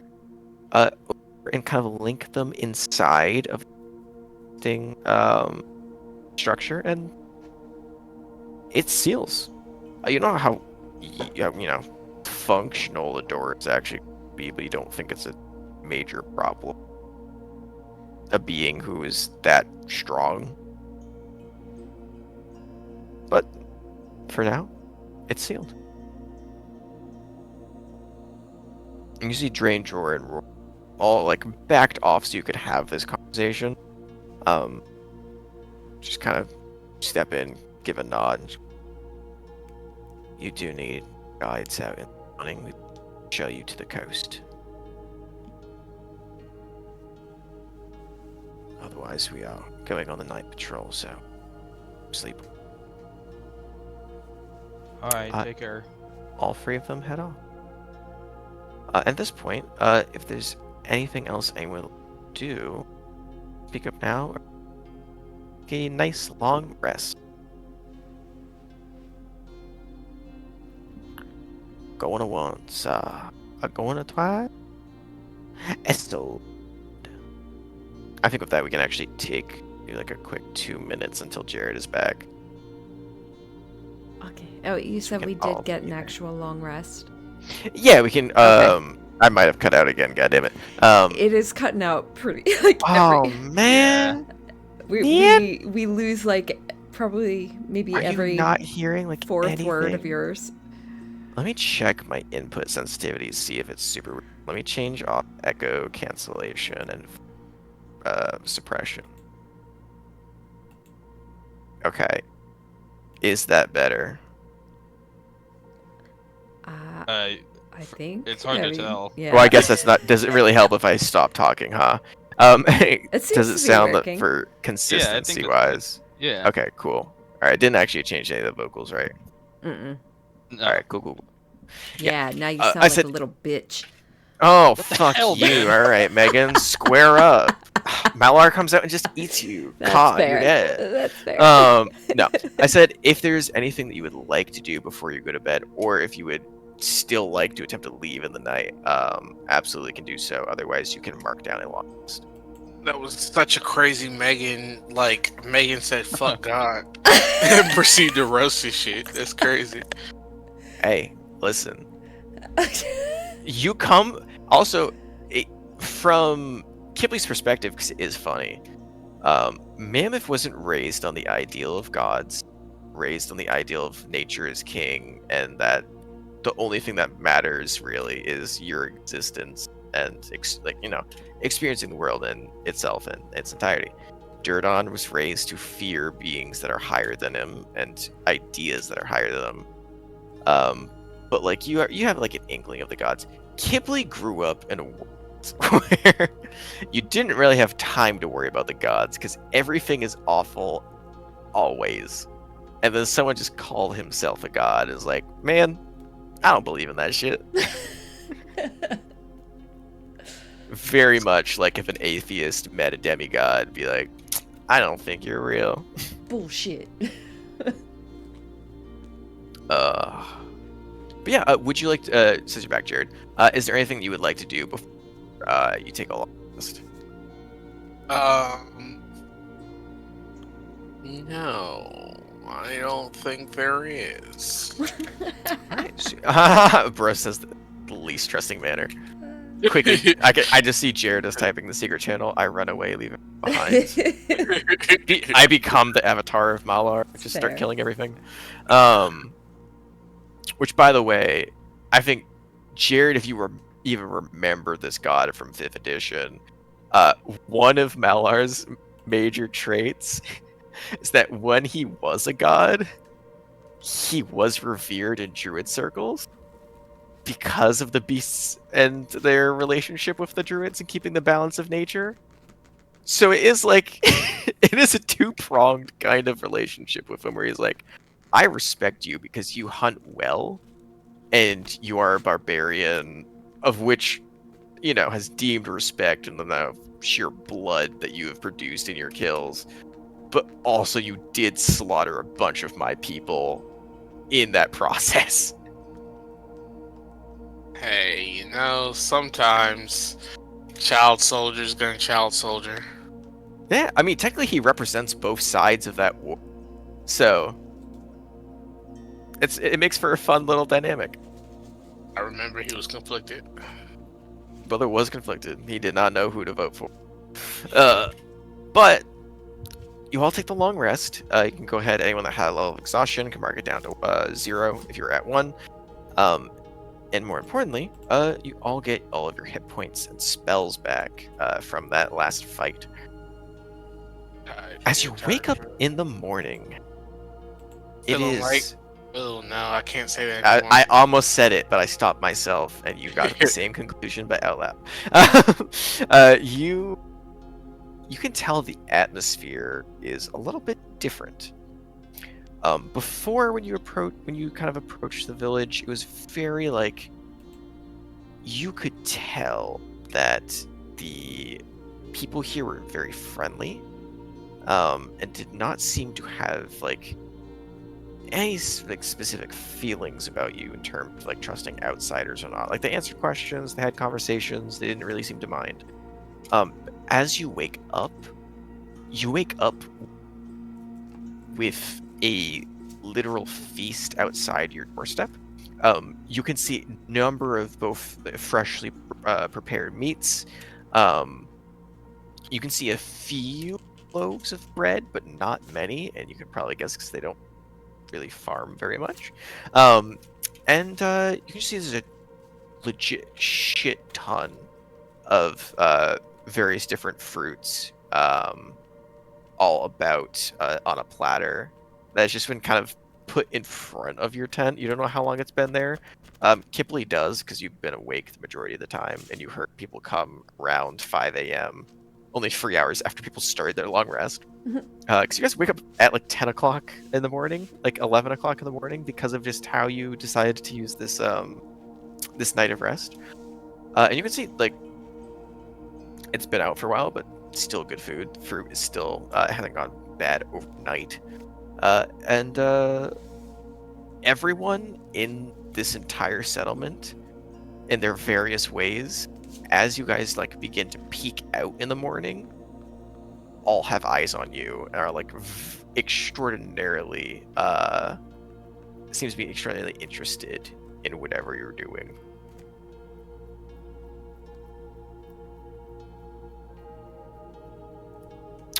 What would you like to do? Start off the morning. You can see Zarius is one of the first ones to wake up, just because of her shorter rest.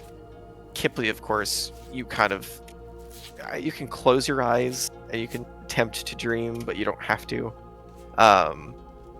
As you also only think, I think you only need 4 to get your rest, right? Ow. Or do you still need 8?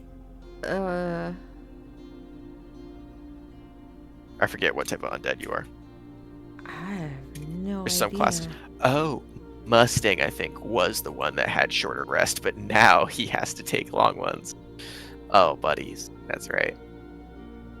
No, you still have to be you still have to take 8 hours, I believe, to in order to get your long rest. But that's fine.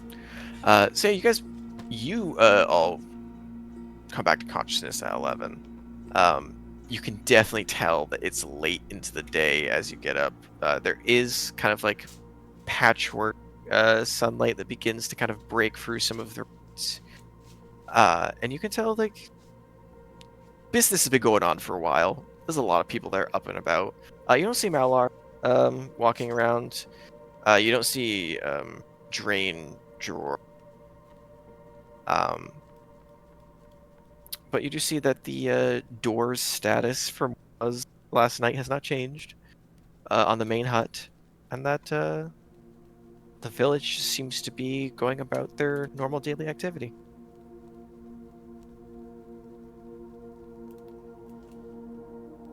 Do we need anything else here, or can we please go?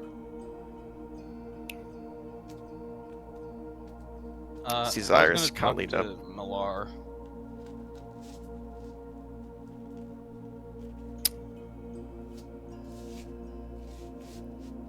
Did you say you wanted to talk to him? Yeah, he seems to have good information, and he seemed sad that I didn't have any. Any, what, information to give back to him? The one that It, w- ripped you in half. yeah, well, no, not to give back to him, but he seemed so excited to talk to me, and I didn't have anything to say. So maybe he could What do teach you- me some stuff. Okay. Well, we'll go right after that. Sure, yeah. We could do that. Okay.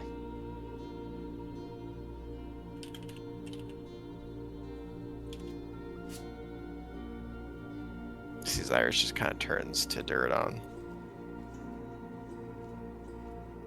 How do you feel about this entire mess? Because he's kind of like your, I guess, I don't know, like, before he was forgotten to time, I don't want to say like patron, but I mean, I think he is like the father of most savagers. I mean, to be fair, Savage Hunter was a title given because or not really given. I think I adopted because it was like self-deprecation of what I need to do to survive. I mean, he Yeah. also like a barbarian who killed a bunch of druids, so. Yeah. So, I mean, he's he's interesting. I don't super like the almost dying part, but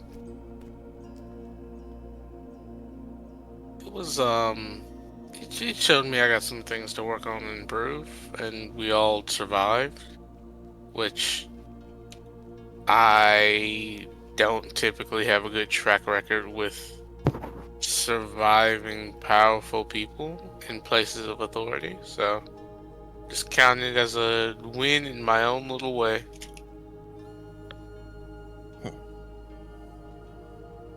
Yeah, I guess it makes sense.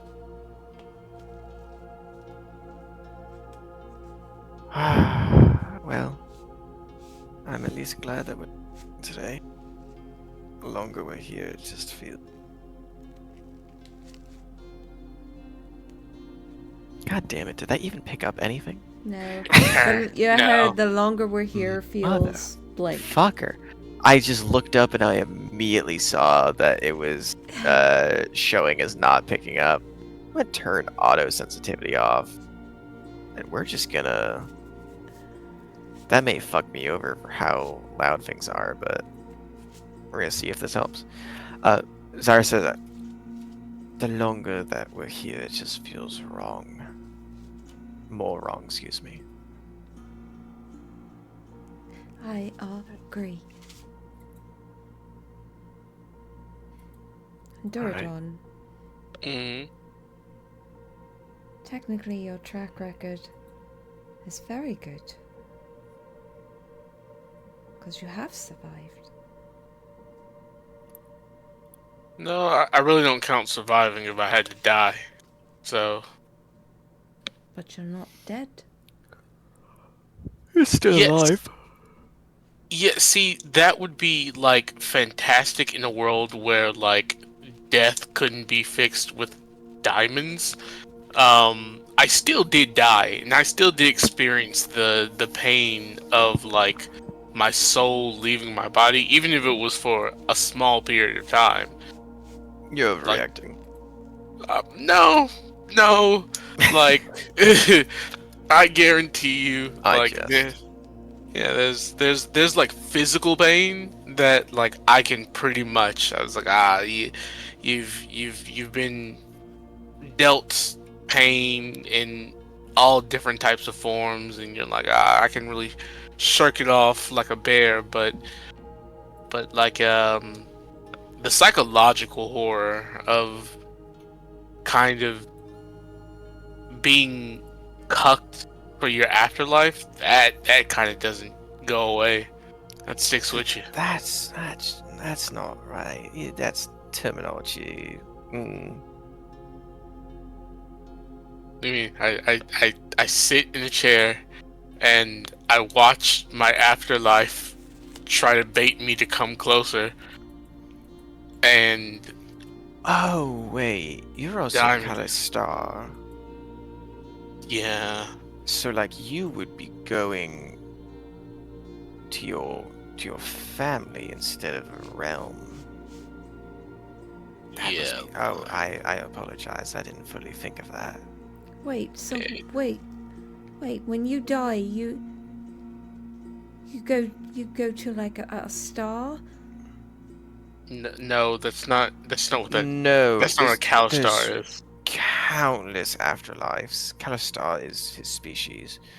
Um, it's a type of people that are very built up upon their bonds with kind of the very like essence of Arcana.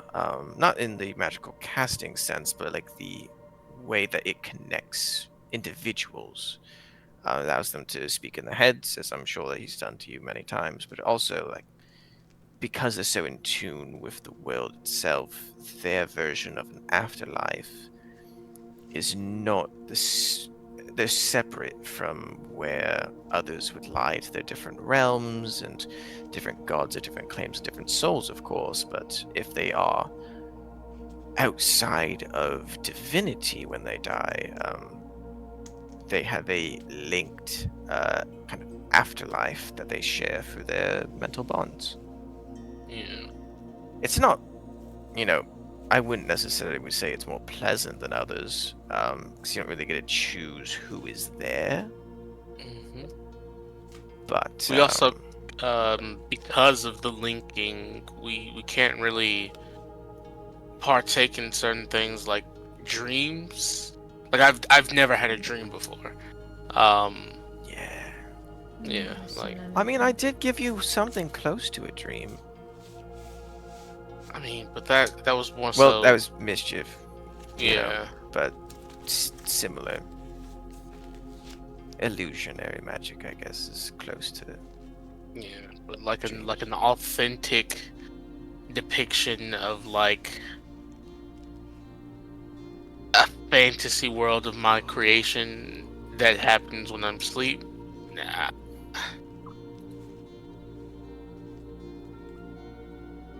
I just kind of remember the like spirits memories, Mm. and that's yeah, that kind of that's about it. Yeah, It's terrible. Interesting. it does happen like that. No, but it's rather interesting how the whole soul thing works after people die. I mean, you know, Divinity era. I'm sure Mallow will tell you all fun things about that. Mischief has told me quite a bit. Excuse me. She kind of yaps whenever I'm on long journeys, so I've learned probably more than a mortal should know.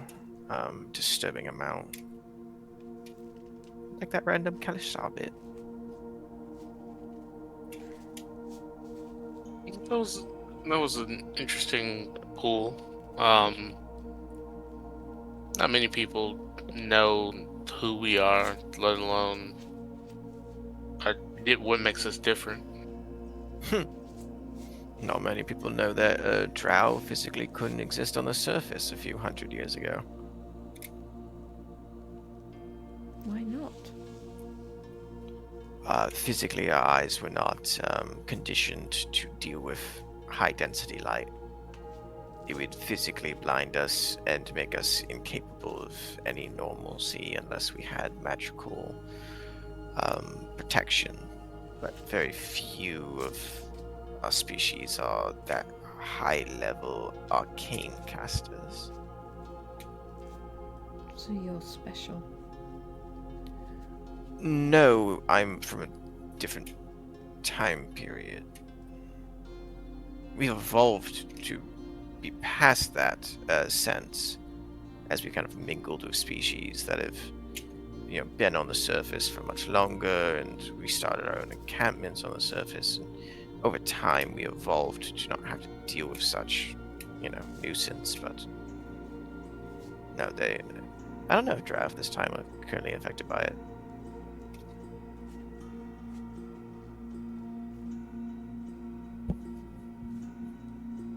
Alright, well, Mammoth wants to talk to the big nasty guy. So we should go do that. Sure.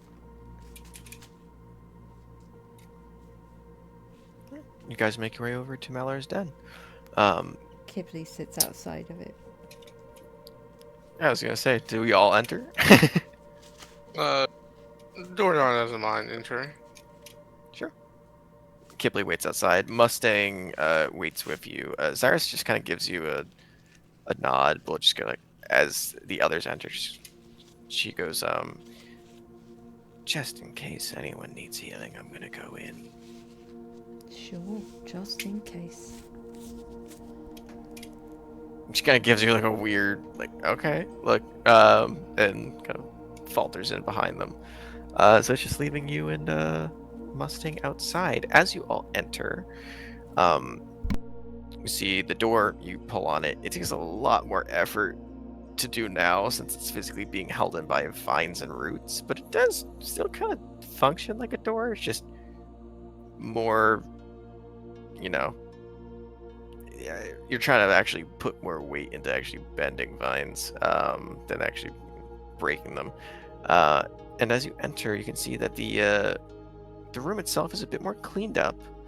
The stag's body has completely disappeared, bones and all. The pelts are a little bit more organized, and you can see the entire interior just seems different than before. It's not unrecognizable, but definitely it looks from a den of a crazy beast to now an actual domicile. And you can see Malar is currently eyes closed, not curled up in the pelts, but is currently hanging from what looks like to be a one of the various different dips in the ceiling on the rafters. Tail kind of strongly held around one, and the body is just kind of limp, hanging in the air. But as you come in, you can see an eye peeks open. A kind of groggy look takes over his face as he looks about and goes, "You decided to grace me this fine evening. What can I do for you?" Well, you seemed disappointed that I didn't really have any idea what was going on, so I was going to ask you to just catch me up and tell me all the things you think I should know. An eyebrow kind of raises. That is a very broad and unspecific question. Anything in particular?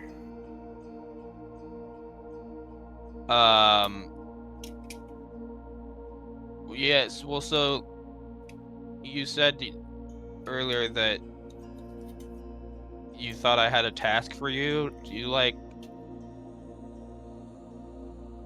serve the comets or something?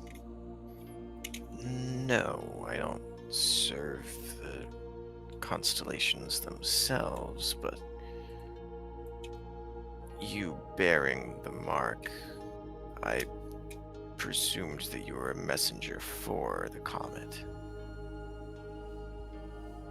Right. What does that mean?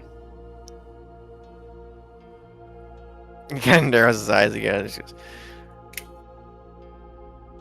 "I've lived for an extraordinarily long period of time. I have seen empires rise and fall. I have seen your world be reshaped over and over again, during of which many different messengers come to me, seeking my aid for various different reasons. I've seen heroes, demigods, even those weak and undeserving of my power seeks aid. All in times of major crisis, desire, whatever it may be. But they all normally have a greater purpose that they wish me to help them seek out. Normally involves killing something, or tracking something down. I presumed you were looking for the latter of my services. Sort of. Maybe. I don't suppose you can kill that giant snake in the sky. No. Yeah, I didn't think so. Put up a decent Not fight, sorry, maybe. not. I didn't mean that in any offensive way. There is a reason of why it's only put on a select group of people. Even you can't kill it. Seal it, maybe. But killing something of that ordeal would require much more than an individual, never mind even an entire continent.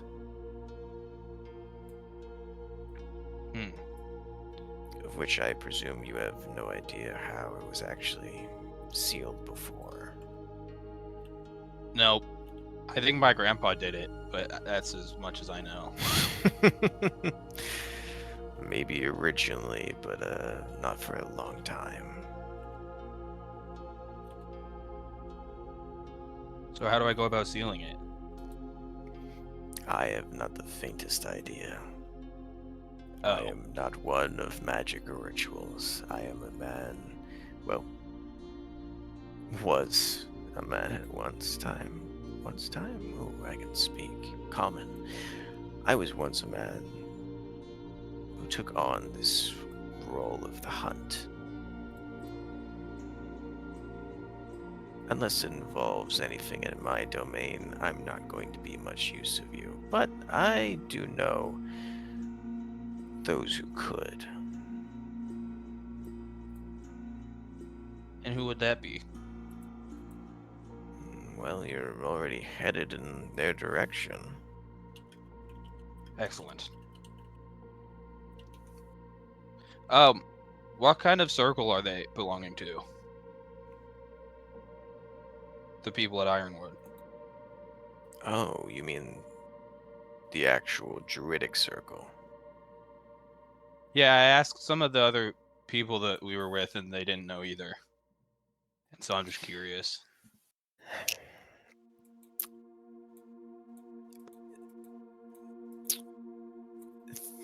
It's not as much as they have their own circle as the Ironwood is the original circle. Oh. They're partitioners of nature that, well, they do follow order and the laws of it. They do not embody one aspect of it like yourself.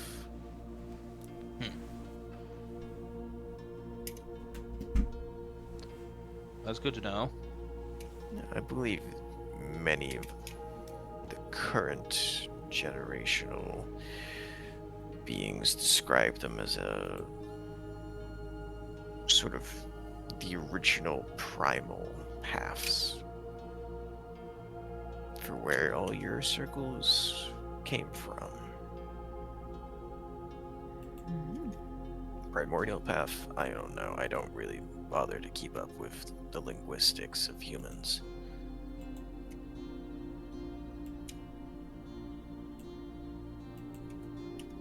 Okay. What did you want to talk to me about yesterday? You see, he kind of lowers himself a little bit, so he's closer to eye level. Him still hanging upside down again, massive creature, can just barely about get from ceiling to your eye level, and goes, I was merely curious if you knew why you were here. Whether you were a messenger with an understanding of your mission, or whether you were a wandering, lost group who seemed to be just searching for clues of how to fix something. You see, he gives kind of like a judgmental look towards Cyrus. You could definitely feel some tension. Yeah, well, a little of this and a little of that. Um, besides going to the thicket, do you know where else I should start? Well, as I said, you're already headed in their general direction. There's only one other deity that resides in the... So, what is that city called?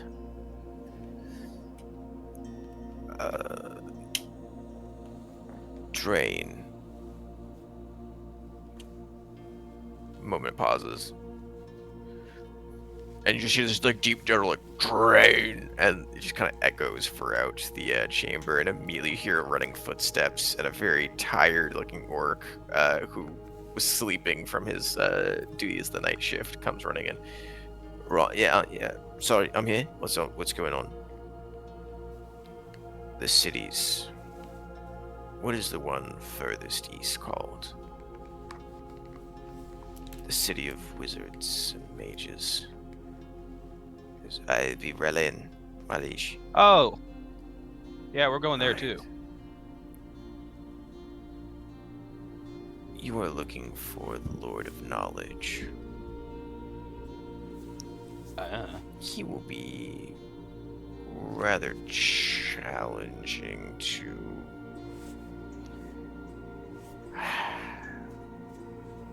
persuade to help you. But he will more than suffice to try and find whatever ritual you're looking for to seal away the Great Beast, and most likely know where you would need to go to find said ingredients. Okay. What do Or I call this great destination. beast? I only know the names that I've heard your people call him before. I don't know his exact true name, but all-devouring serpent, the world ender, bringer of eternal night. Okay. His name was extradited years and eons ago, but those who feared him, well, for a being that feeds on fear, was enough to keep him alive, despite his weakened form. I mean, imagine him back when he was at full strength. Could practically eat the entire sky in a single night.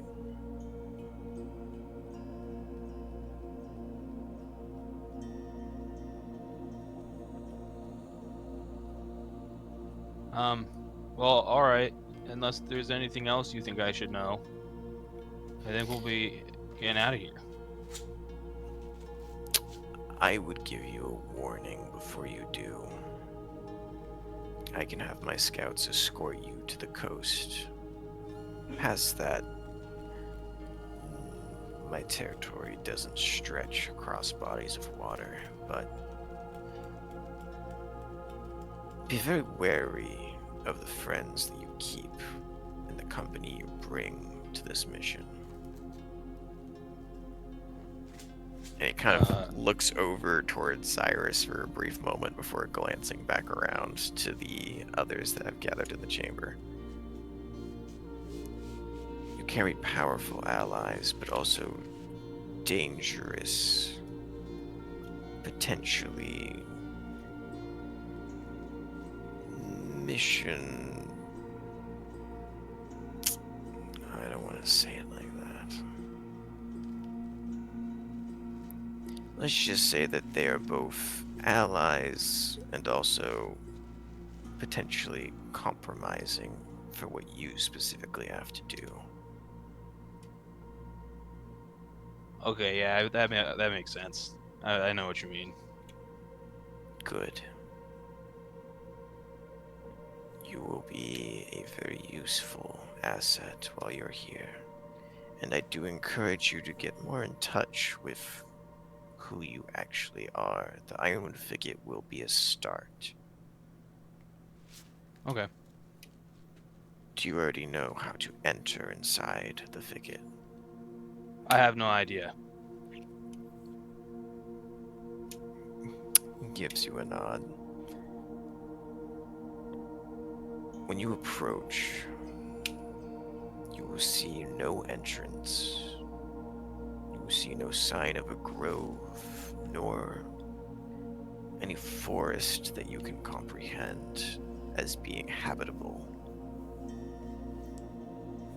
But inside of the roots of one of the greater trees in the vicinity,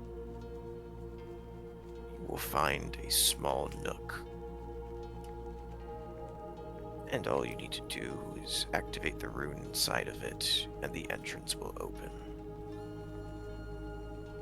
As someone of a druid of your caliber, I'm sure you'll have no issue with such a task.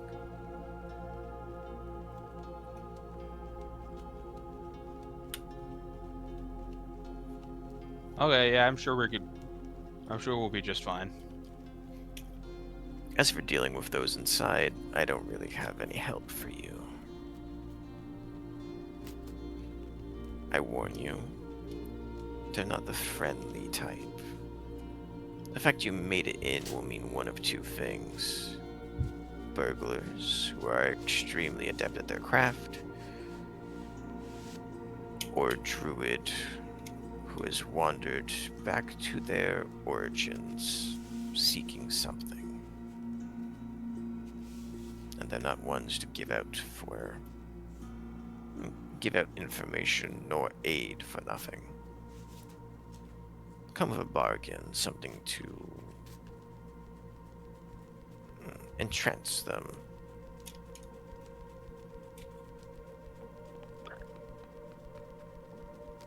Okay. As for you, looking towards Duradon,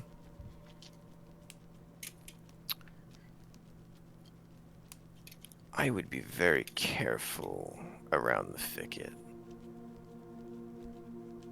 I am not the only divinity that remains in this era. And if you think what happened last night, although I admit I was not myself, and I thank you once more, as he gestures to his mammoth, for your aid in restoring my prior form.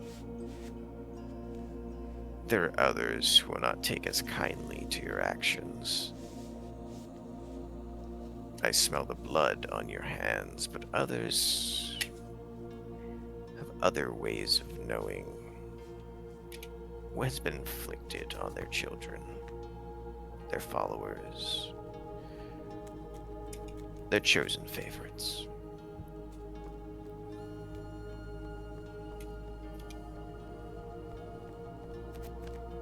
Yeah, I guess that's it's the good old days when you could just be a product of child war. You're also using your webcam mic right now. I'm saying this to you as Malar, not Dom. Duradon will say that's fair. I miss the good old days of just being the product of a child soldier. So much history. It's now so convoluted. I'm sure that you will find a way. I'm just warning you ahead of time. Especially since you carry her likelihood on your person. Depending on how you present yourself, it may be offensive.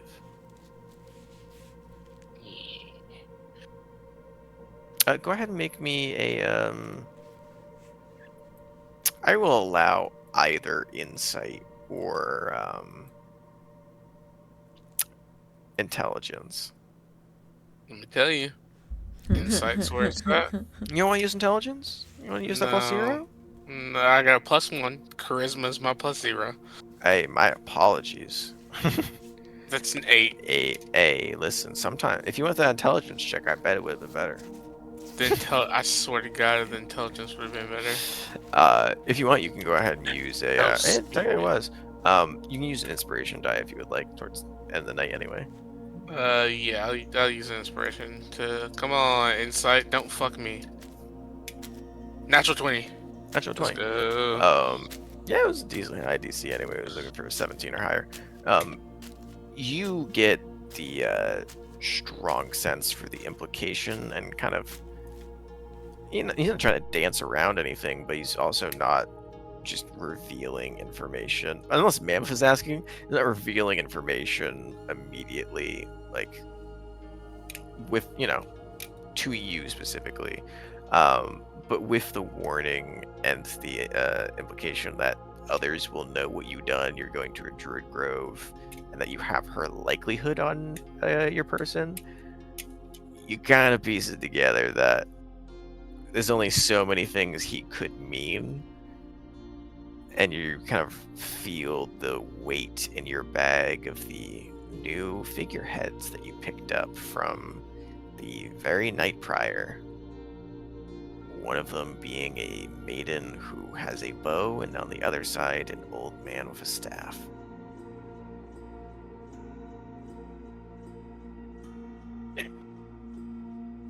Are they telling me I can't rep the set because I killed so many of their people? No, you don't get that fact, but you get the strong sense that you are going to the domain of the original druid slash the one who protects druids. As someone who has killed so many, Malar was able to smell it on you immediately. He is warning you that they will do the same, and Malar has pronounced himself as a protector of you all after you have restored him back to his original form. She will give no such. There's no such promises ahead of time. I'm really entering at my own risk here. Yeah, you don't think it's shoot on sight, but you think you're gonna need to have a real good explanation, and/or you better be able to dodge some arrows real quick. Yeah, damn it. He'll Worst comes to look worst. over to Mammoth and be like, maybe you and Kipley can go in and I'll stay outside and try to dap up some of the roots and see if Also, they do remember, that being said, while you may not have the patron protector of the grove on your side, I'll say of that natural 20, you also remember you technically are the guardian by proxy through Esclados. So there is a in for you technically. It's just you're kind of showing up as someone who's killed a bunch of druids, saying that you will protect them because of a creature that's been dead for, been dead for 200 years from their knowledge. Obviously kept alive through Noelle and her experiments, but he's like, hey gang, listen, I know that you can smell the blood of your ancestors, but here's a dead tree. here I am. I'm your But yeah. The dead I'm your tree, I made a homie. dagger out of it. You do. It's not a dagger. It's a wand. All right. It's a focus of a hilt. It's a hilt focus. Show some respect on that focus. But yeah, you just get that little tidbit. And he turns to Cyrus and goes, as far as you go, I would still consider my earlier question as a proposition. you being here shows that maybe, just maybe, you were wrong in your prior thinking. I'm not saying that we need to undo everything that's been done, but as you can see, all it took was a little intervention, not even from another god, and I am back in tip-top shape and feeling just fine. See, Zyrus kind of narrows her eyes and goes, yes, not from another god. That's the phrasing we're gonna go with. Kind of glares back at her. Tell your friend outside that her double dipping is either going to kill her or turn her into something she will regret.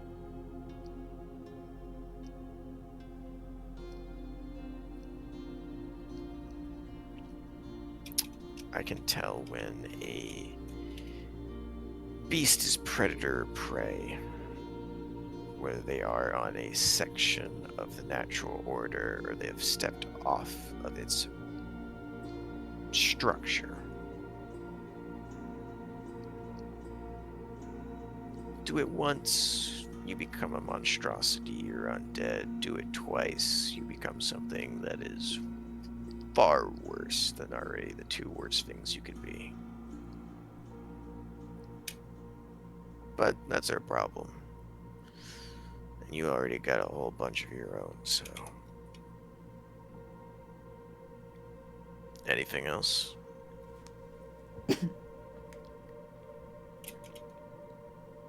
No. Good. Come. Approach before you leave.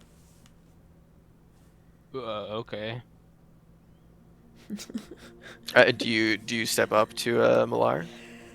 Yeah. You watch as he fully leans down and comes from the ceiling. You see, he kind of just drops in one large go, and the entire floor shakes a little bit. He comes right up to your face, and again, like his face is like 10 of Mammoth's face. He's just massive, kind of primate-looking creature, and he gets right up, kind of in your hair for a second. Before he palms the back of your neck and picks you up almost like a puppy by the scruff, and just lets loose this long, kind of very spiky tongue and just licks your forehead. Oh. Before setting you back okay. down. What was that? I have given you my blessing. The beasts of this land will avoid you and or treat you with respect until you pass over the next body of water. Thank you. You should be grateful. I give that to many a few. Is that how the humanoids say it? I don't. No, that didn't make sense. Verily few. I'm not caught up on your human terminology. It's That's much all right. easier just to bark orders. Right. Well, I'll leave you to your orders then. Good. And thanks for everything. And I'll see ya. Thank you. You have no idea what gift you have given me. That's correct.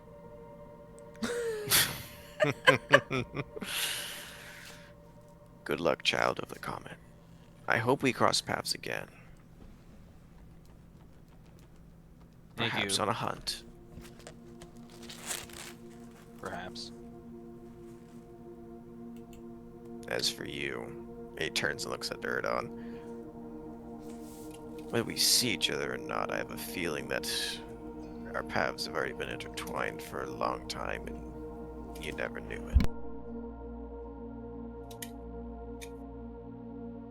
See you around. I shall see you around. You won't have to see me to know I'm there. That is Just concerning. kind of gives a big, toothy grin before leaning back into a now pelted chair and kind of giving you a little shoe motion. By all means, you have a journey lying ahead of you. Get to it. You never know how time flies when you're having ton. Ugh. You see, you get the strong impression, especially with the multitude of insight checks. Not only is this a different, like, presentation of Malar, but this seems to be an older representation of him, to the point where it's a hit or miss of whether a sentence makes full sense or whether it's a riddle that kind of is meant to be a riddle. You don't know. This is an old monkey.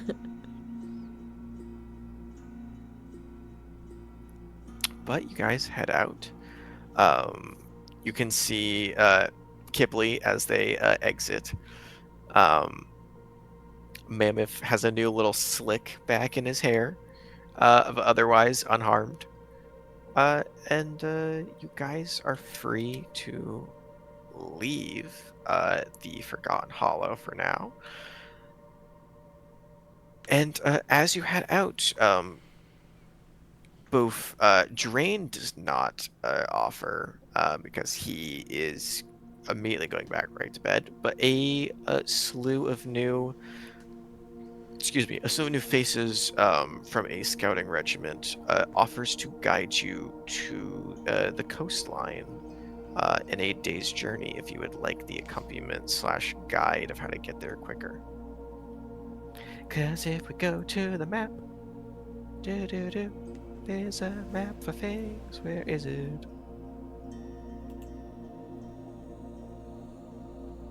Am I blind? Oh, I am. There we go. Whoop, whoop, whoop. You are currently right where that token is. There is roughly about, if you want to cut straight as close as possible to where the actual thicket would be in a straight line, is roughly about 28 miles of how to get there, and per daily travel, I believe you would fall just short of it. But essentially, if you want to take a day and a half and get there, you absolutely can. Or if you would like the aid of the various different savagers and rangers who have lived in these woods for all their lives to guide you out at a little bit faster pace, you can take up the offer at your own discretion.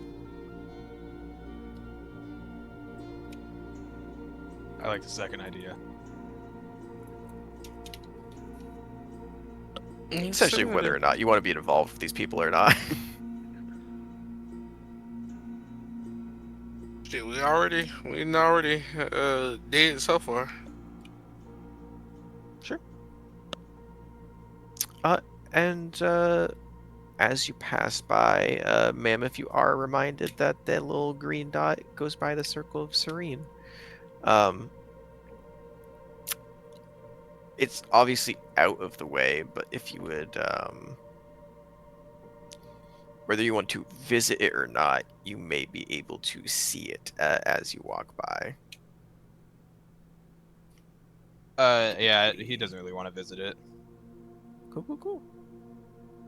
So, with their aid, that will bring you guys over in a day's travel as nights fall to the very edge of the actual land. You can see open waters stretch ahead of you. Not a massive body of water, for speaking. It is still just a day's travel over. However, as you arrive, you can see the guides kind of again, this is more seen as like an honor for them, as you're not only esteemed guests, but you are personal guests of Malar in the Forgotten Hollow. They are happy to do anything you ask. They ask if you need transportation over the water. Nope. We got that covered. Okay. You see they nod. Just kind of give you big smiles and various different good lucks in various different languages, some of which you understand, some of which you don't, and depart ways. They will, at least on their way out, offer you small different bits and provisions of food for your journey. Essentially, each of you can go ahead and mark down, except for Kipley, because I don't think you ate anything while you were inside the hollow, so they're just they'll give you a ration, but everyone else can go ahead and mark down 5 rations into the inventory. I'll go ahead and add it to Mustang as well. For the journey ahead, 'cause journey to Relent's still, good hundreds of miles away. But as you approach the water, Mammoth.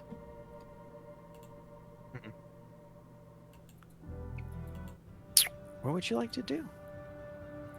We're bringing out the boat. Are you bringing out the folding ship? Mm-hmm. Briefly describe to me as, do you wait until morning to pop it out, or as nightfall arrives and as soon as you get to the coastline, do you pop it out? We'll definitely wait till morning. Cool. So another day passes, another long rest goes by, and more days getting closer to being done. No, as you wait for morning and the sun rises, and you all begin to head out on another journey's adventure. Excuse me. Would you like to describe how Mammoth summons this ship? So he'll get right up to the coastline. Oh, I guess I can't just put a galleon on the coast, huh? I think you haven't actually opened this case yet, correct? That's correct.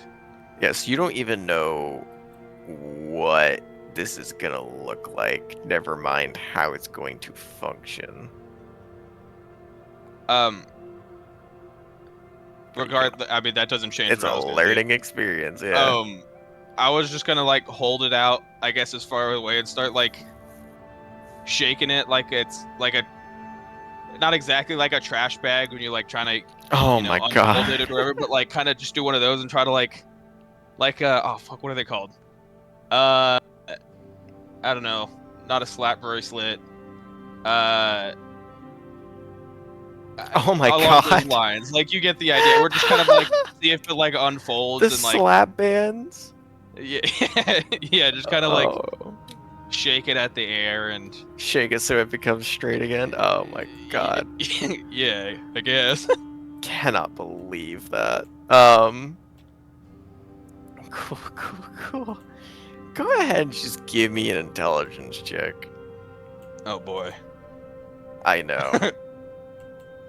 8. 8. Cool. So here's the thing. It's not an item that you have to attune to.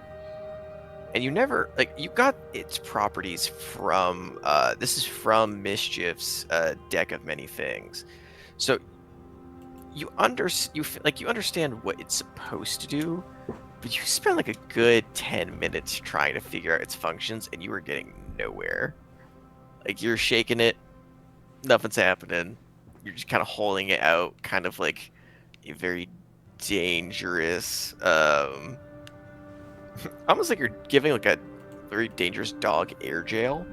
Just kind of holding it away from you, but not actually putting it down. Unsure if it needs activation or what. With an 8, you're really just kind of sitting on a stump, unsure what to do.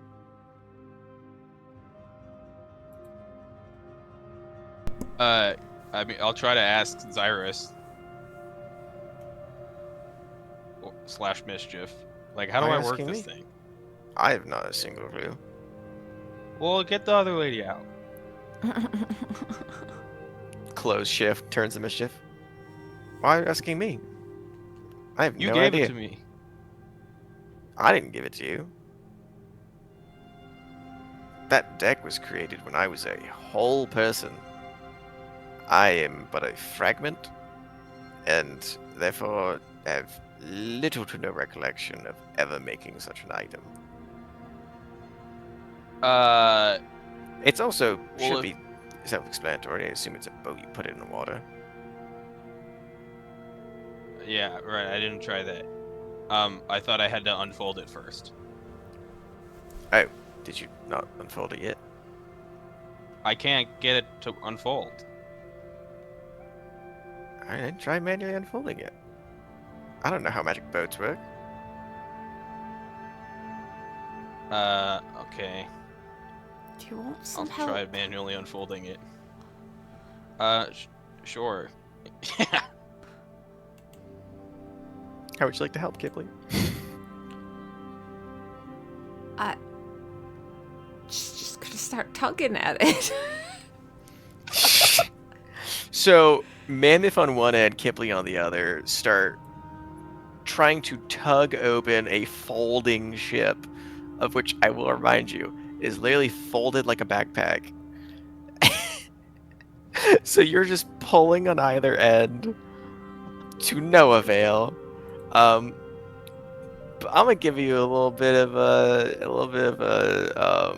You already know how to use it. Ryan does because the little user manual is in your secret channel. But also after like a good, after like a good, it requires a command word to actually make it grow into a galleon. Oh. All you need to do is unfold it. By the way, it doesn't have to be in water. How long it takes you to figure that out? Go ahead and just roll me with an 8. Oh god. Roll me a d4. 3? Cool. It takes you 30 minutes in the morning.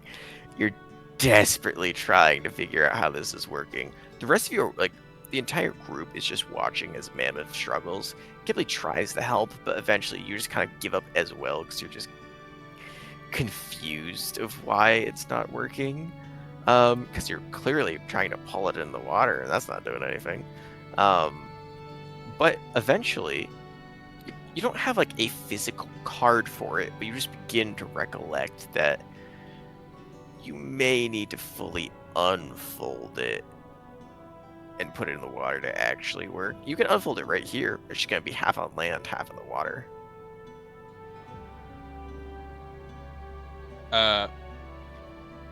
Okay, well, I'll take it into the water. Okay, I guess Ryan and Mammoth are also asking, can I, like, so it's got 3 stages. Do I have to, You can does one choose. stage turn into the other? Or No, it is, you have to fold it and then repurpose it. You can't just miniature size while in one size. But so you I get what can't I'm go saying. from like canoe to like bigger ship No. to the galleon. Damn. Okay. Yeah, so I guess we'll go.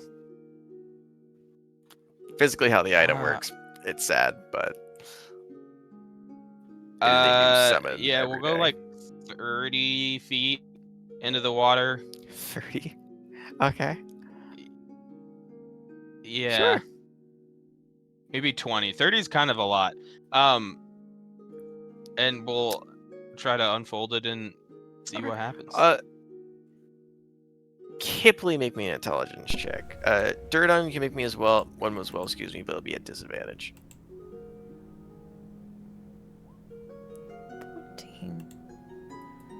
14? Okay.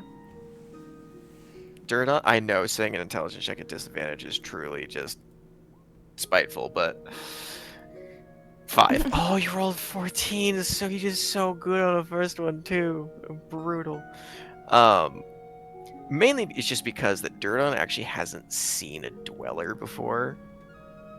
It doesn't really have like a gauge on ship sizes besides the Dragon's Vow. So you're just kind of unsure of what docking would be like because you only really sailed once or twice, and one was coming to the island when you were young to Paradise Peak. So that a little unsure of. Kipley, however, you were born and raised on a dweller, so you are very aware that galleons dock inside of dwellers because they're so massive, but galleons are also massive themselves. They can be up to 150 feet in length, even past that for some larger ones, with easily of 30 plus feet.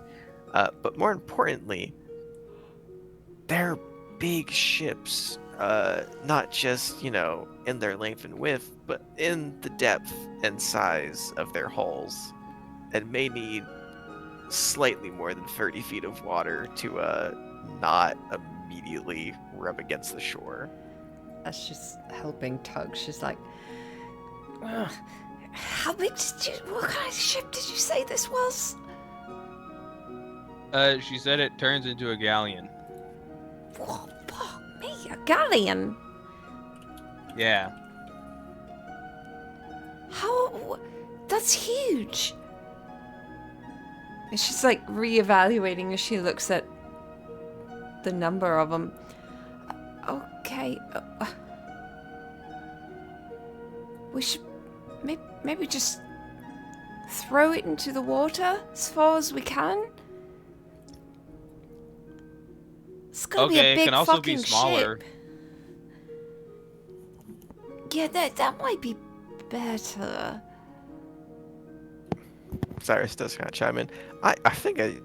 Listen, I'm not here to make you choose one way or another, but in that very statement, I will contradict myself and say galleon would be pretty cool and pretty useful in case there is a naval attack. I don't think there will be, but There's only I feel- like 5 of us. How are we supposed to Listen. man a whole galleon by ourselves? I'm a fantastic captain. I can give orders. Technically, you only really need like 6 people to man a crew. Alright. If you think you can make this work, then If you want to use the smaller You're one, the though, boat you lady. can absolutely use the smaller one. I'm just saying, per travel-wise, galleon would probably be better. If you want to do speed and survivability. both of those seem important. So yeah, let's do that. Sure. Throwing it probably not going to work. You can try. She just looks out towards Durdon. How well can you swim?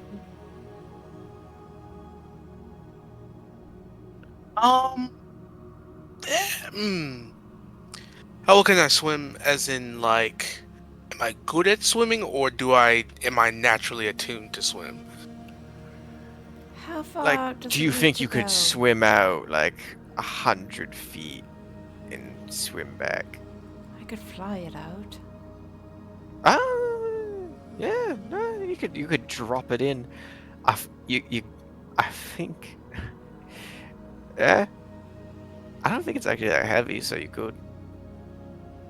It's a backpack. It's 4 pounds.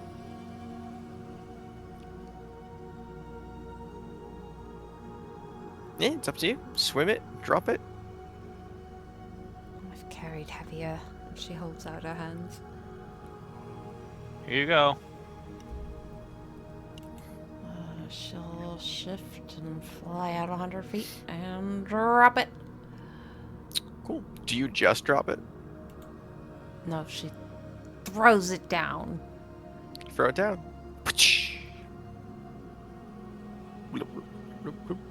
little bit of a wooden crate just begins to float in the water. Shit. She looks back across to her friends 100 feet away and she just cups her mouth and she's like, "It's not working!"